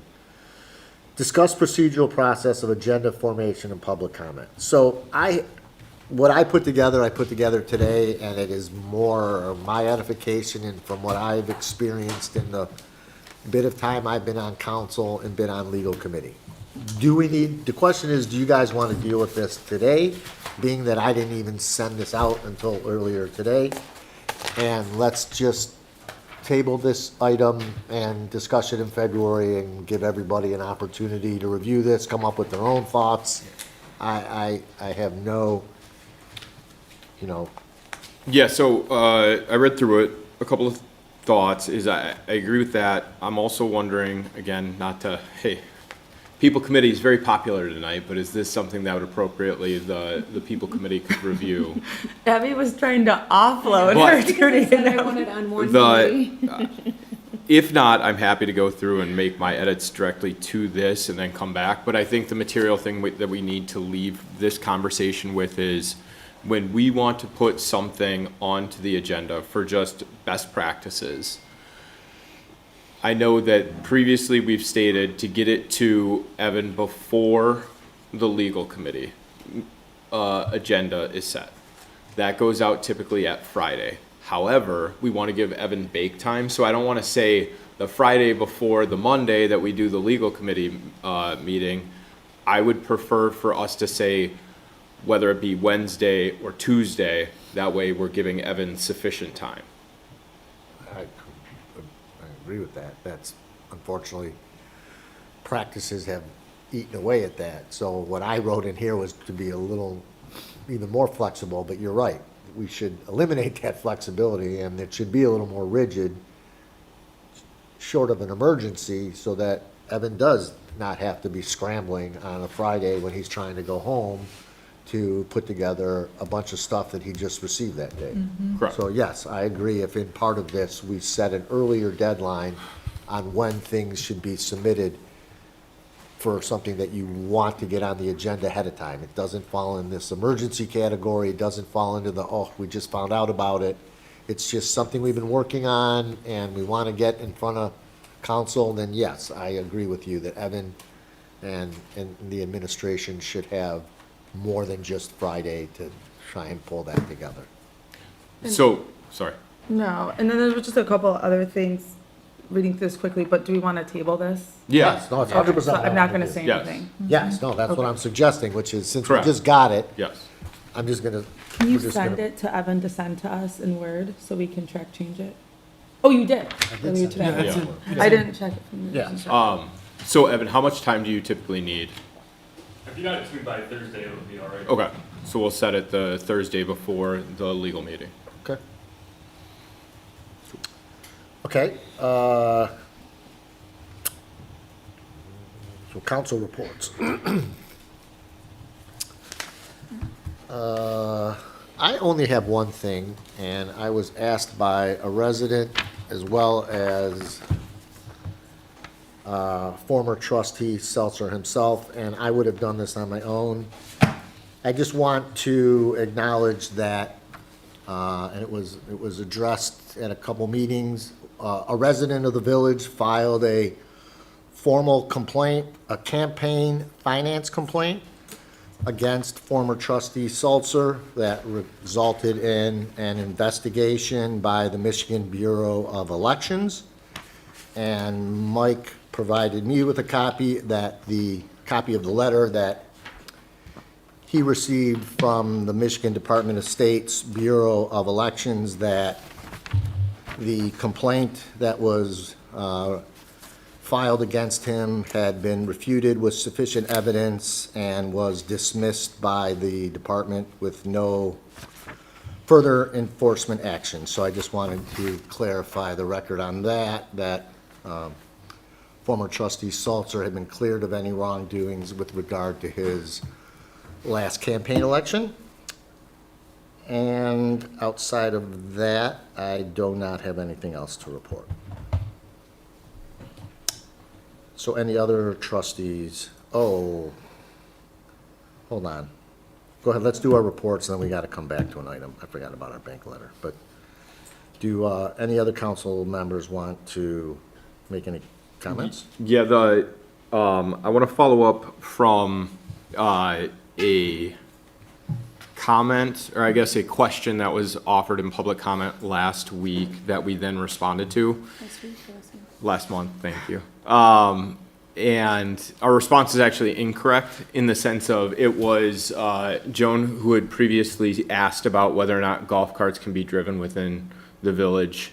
And our response was no, from top of mind of what the conversation has been around golf carts. However, golf carts can be licensed as a motor vehicle. And so if somebody did see a golf cart within the community, there is a chance that it could in fact be a legally registered vehicle. Interesting. It would have to have a license plate, I would assume? In their ATV, Yeah, they can all it'd be registered with the state, yep. And So, there are several. So again, if you saw someone driving a golf cart, you should be able to go to behind their golf cart and see whether or not they had a license. that I'm not sure of. I just know that, so for instance, the exception that we previously were asked to look at was to avoid the registration process within the state. It's basically that you just, there are certain parameters that have to be met. One of them is that they can't exceed a certain miles per hour. However, a lot of times people will remove the govern off of a golf cart so that it can exceed that speed limit. And then oftentimes those are registered. Whether or not the state of Michigan requires a license plate to be put on it, I don't know what registration looks like. I don't know what the license plate would look like. In South Dakota, typically ATVs had a license plate that would be the size of a little over a driver's license. So if we don't have an ordinance that prohibits it or permits it, can someone do it based on just the state law, or? Yeah, they can do If it. they It's followed the registration requirements? correct. Okay. That's why when the discussion came up, it was like, if we regulate it, we actually have greater control than if we don't. So again, if you have any type of vehicle Any that type the of vehicle. state Correct. Secretary of State was willing to register, Yep. then you can operate it on the streets and That's correct. subject to whatever laws there are. There are Right. state laws on it, speed limits, types of roads and things like that. But despite the fact that we never chose to regulate it or prohibit it, then leaves it in, it's just sort of the, whatever the regular domain is, whatever the That's regular. correct. Okay, Interesting. okay. Even though all the roads in Franklin are owned by the village, we still. Correct, because we- default to the yes. state, okay. And they're public roads. Because again, it's not that we're defaulting to this, it's just a motor vehicle. Yeah, okay. Right? We're not defaulting to the state law, it's just a motor vehicle. What we were previously looking at is an exception built within state law. Right, and the state law decides what are the requirements for any type of motor vehicle, including a golf cart. So the state would say, you have to Right. have windshield, you have to have this, you have to have rear view mirrors, you have to have turn signals. The state law would govern, we're not in the equation because we chose not to be in the equation, but there is still a standard out there. Yes, correct. That somebody would have to follow. Okay, Yes. it's good to know. Okay.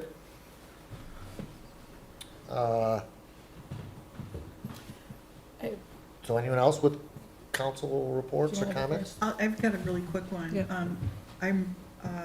I was the one that was working with John and David to set up the Main Street thing. Yeah. When do you want to do that? Do you want to try and Well, squeeze it if- in if- to January well, sometime? Well, if we're now gonna treat the priorities as its own dedicated date, can we try and do the 5 o'clock workshop next February, next month? On the Can I 9th? make a separate suggestion so that we're avoiding the earlier time is, we do have baked into our agendas a Main Street slot. And so his slide was not that long. It's not gonna take an hour, it's not gonna take a half hour. I think that if we just slot him into a presentation for our meeting, we're better off than moving it to a 5. All right, so then as we set the agenda for next month, let's be cognizant of Yep. the fact that we could have a 45-minute presentation Yeah. in the middle there. Can we tell them like 20 minutes? He built a 20-minute presentation based on feedback from this group that we had an hour, and that he built a 20-minute to accommodate what likely would be Question and answer. 40 minutes of questions. So I'm happy to pass on or ask Rachel to pass on any parameters that you want, but that was the rationale behind the, Should we wait to see what headway Rachel and Evan make with Main Street? Do we? I don't think so, because in my mind, the existence of Oakland County and the Yeah. information that they're gonna provide to us is completely Right. separate and a part of, I'm not expecting John to present on our Main Street. Main Street. Correct. right, Yeah, John was supposed to be, as we said, taking us back to the beginning yeah. and explaining to us the, Yep. the goals and purposes of Main Street, how Franklin got evolved way back in the day, what the objective was, what the plan was back then. Probably 2 seconds of his opinion on how well we failed or succeeded in that. And then for us to decide how we want to have Main Street exist moving forward. Yeah. Well, that second part, we won't know until No, we no, get a absolutely. recommendation. No, from- yeah, that's not this Yeah. first part. This first part is more, was supposed to be an educational tool. And if getting here at 5 is a problem and staying here a little longer and starting at 6 is what everyone prefers, then I'm fine with that. Yep. Yeah, I mean, getting here at 5 is not easy, so, okay. So what's the answer? The answer is you're gonna reach out to John and see if he can just be at our Committee reports. meeting next month. Okay, and just bake it into the meeting itself? Correct. Now, we might move him up to here, so he doesn't have to wait till Right. the Okay, end, okay. but not anything, just basically be here for 6 instead of be here for 5. Okay, Yeah, be here for 6, okay. yeah. That work for you? That works. Okay, anyone else? If not, Rachel, do you have anything? I'll go. Oh, no, I'm sorry, you guys had You go stuff, I'm first. behind Yeah, that, I I'm just sorry. wanted to give a shout out that the Fire and Ice event is happening at the Ooh. Franklin Library. Oh, no. And that's gonna be January 31st from 2 to 4. It's a nice event. I was there with my family. Last year, there was a entertaining fire dancer, and you could watch live ice sculptures happening. 2 And o'clock? last but not least, hot chocolate. That's right. So 2 Very o'clock tasty hot chocolate. to 4 o'clock. And you say January 31st? That's Saturday, the Yep. 31st. And yep. where's this at? The buil- library. Oh, at the Just library. outside at the library. They don't actually have fire in the library, to be clear. That's good to know. Thank you for accommodating that. Perfect, okay. I'll go. Do you have anything else, Dan? Just wanted to welcome Trustee King to his first meeting. I was gonna mention the fire and ice thing, and then also recognize Martin Luther King Day next Monday, obviously, very important holiday, celebrating diversity, inclusivity, and, equal rights. And the office will be closed in observance of Martin Luther King Day. So thank you, everyone that continues to wave the flag of inclusivity and equal rights, and recognize that it was a hard fight for that to occur. Absolutely, thank you. I'll just say, appreciate the opportunity to work here and build Franklin to be, continually a wonderful place, and appreciate how I've been welcomed, and glad to be a part, and look forward to my appointment. Excellent, glad to have you here. Rachel, you got anything? I don't have anything else to add. Okay. Anybody, committee reports? We will have lots from the People Committee very soon. Okay, perfect. All right, so I apologize. We skipped Teresa's bank letter. So, Teresa and Rachel have presented us with a letter that would be written by Teresa to First Merchants Bank, advising them and authorizing them to remove me as a signer on the bank account and to replace me with Rachel Lochran, our village administrator. And together with this letter and copy of our minutes, Teresa can send that to the bank and they will make the switch. These are the there should be 9 here, right? 1, 2, 3, 4, 5, 6, 7. Yep, we have 9 bank accounts, and that's the purpose of this letter. Anybody have any questions for either Teresa or Rachel? All right, having no comments, if we can get a motion to, I guess what would be, approve the First Merchants Bank letter written by Teresa Jablonski and authorize her to submit it to the bank to change the village signer. So moved. Second. Motion by Solly, second by, King. sorry about that, Jeff. No problem. A little brain cramp there. Second by King. Further discussion? All in favor? Aye. Opposed? All right. Teresa, have at it. Let us know, well, you're gonna sign it, so you don't need anyone to do that, so. Okay. Yep. Yep. Perfect. That is the end of the agenda. The council is now going to move into a closed session. Our village attorney has advised us that he has a written communication that he needs to present to us, and we need to go into committee to discuss it.